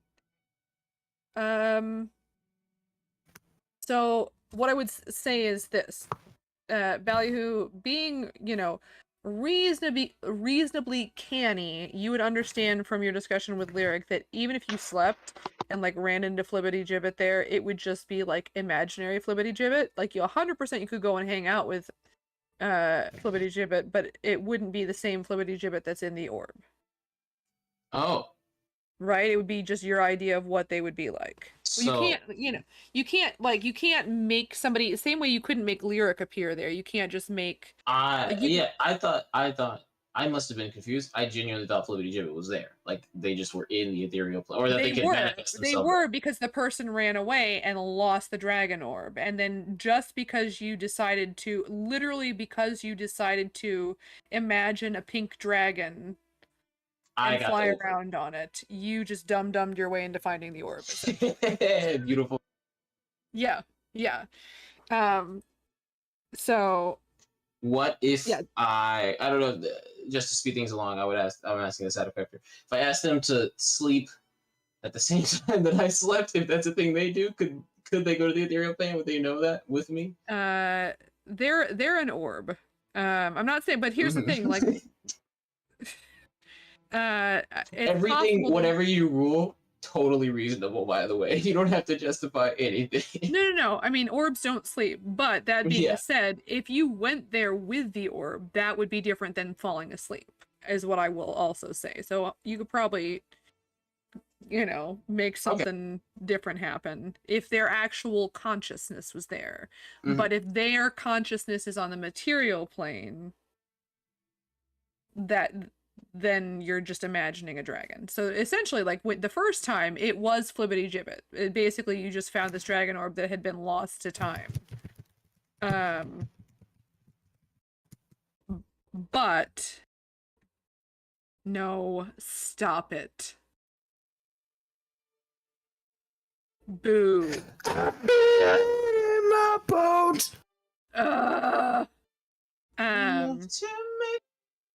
Yeah, so you that was actual Flibbity Gibbet, but only because the orb was in the ethereal plane. Does that make sense? Yeah. Okay, cool. I just didn't want you to think that like sleeping was going to manifest the exact same thing. Basically, you would get something that acted the way that Ballyhoo thought Flibbity Gibbet would act, not actual Flibbity Gibbet if you were sleeping. God. You know, which could be like a decent approximation because you guys talk to your little buddies a lot. However, wouldn't actually be your orb.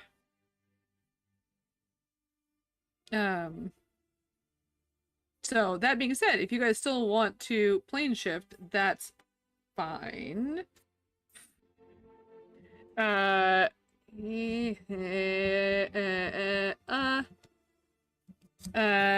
What I will say is this. So the orbs are not themselves from the ethereal plane. No, Okay. but you can see what happens. You know, you can certainly try, to quote one guy, this guy that I've heard of. Yeah, I'm gonna ask Flibbity Gibbet to go to sleep at the same time that I do, and we'll see if they can end up on the ethereal plane with me.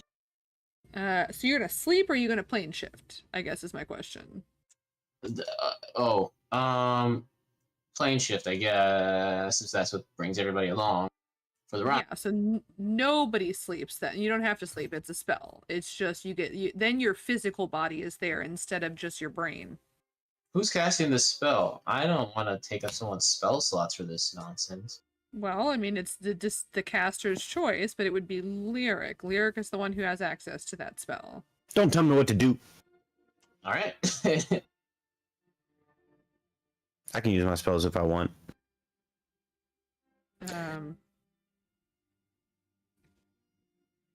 Ooh. I was looking up. I will say, yes or no, we're gonna do this is my question. Yeah. Yeah, let's do it. Okay, everybody who's here is good with that. Locke, Of course. Corlin. Dumb. Sorry, Yeah, that came that's out good. ruder than I meant. No, it came out exactly how it should have. So here, just so you guys can see, look how cool this is. I searched images of the ethereal plane. I kind of Whoa. look. It could be Kyrie's ship, and then Lord knows what that other thing is. Hang on.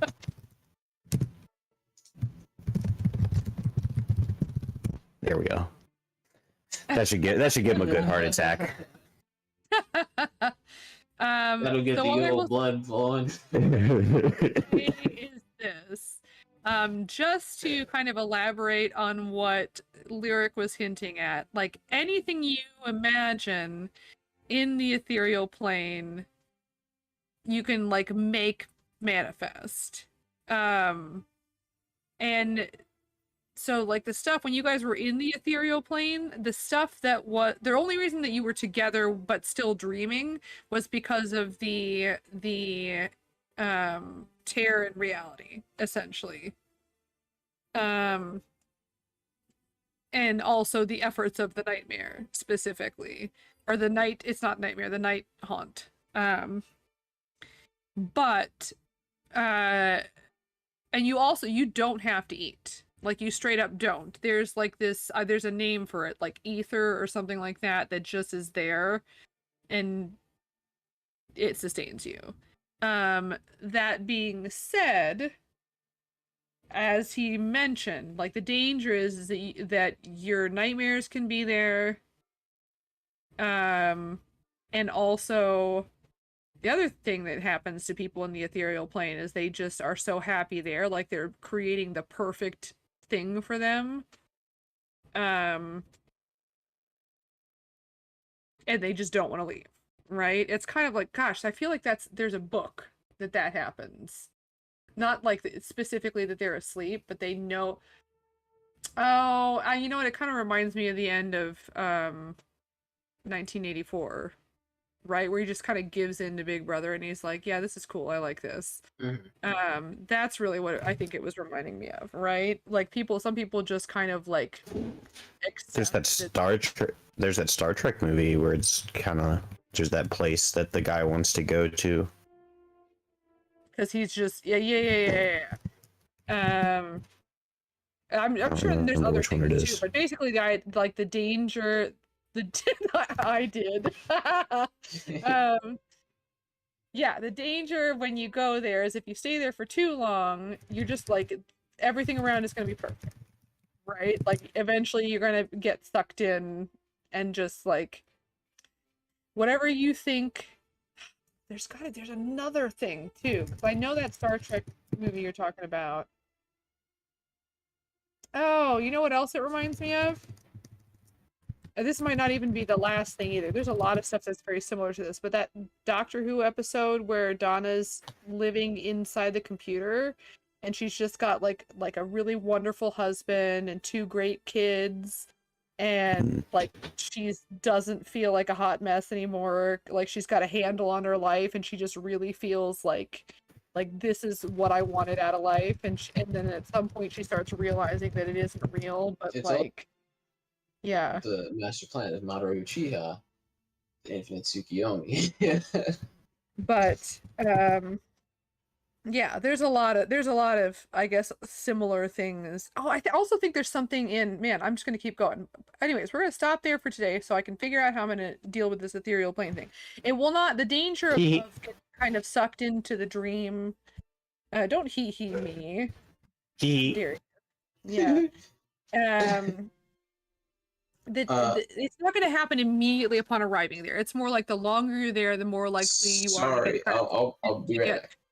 Oh, that's fine. We're stopping. But yeah, the longer you're there, the more likely you are to get kind of sucked into like everything is exactly the way I always imagined it would be, you know. And then as far as Ballyhoo's like objections, like do you know that there's not a gigantic spider, whale, crab monster? If you pictured that, and not immediately, but like over time, you know, like once you start kind of interacting with the ethereal plane, if you pictured that, it would like materialize right next to you would be the problem. You know, like not that it couldn't exist elsewhere, but it's not going to just be there if you think about it. And again, this is not something that's going to happen like immediately. But like those are the dangers of the ethereal plane, that you just get sucked into it because it's too perfect, or that you murder yourself with something nutso. Sounds like fun. Whee! So I'm going to give myself a week to panic about this, everybody. Surprise! No, I did know you took this spell, though. Like, I had to see something like this coming. Yeah, yeah. So my counter to that would be this.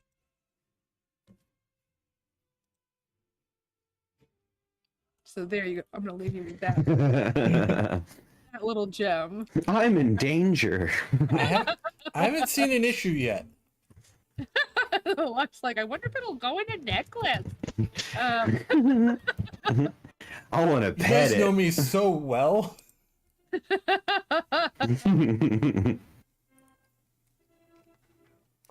know, I really want to say Alrighty, I'm well- really glad that you all get my character so well, that I'm able to bring across everything that I want from Locke, and you guys can just see it. All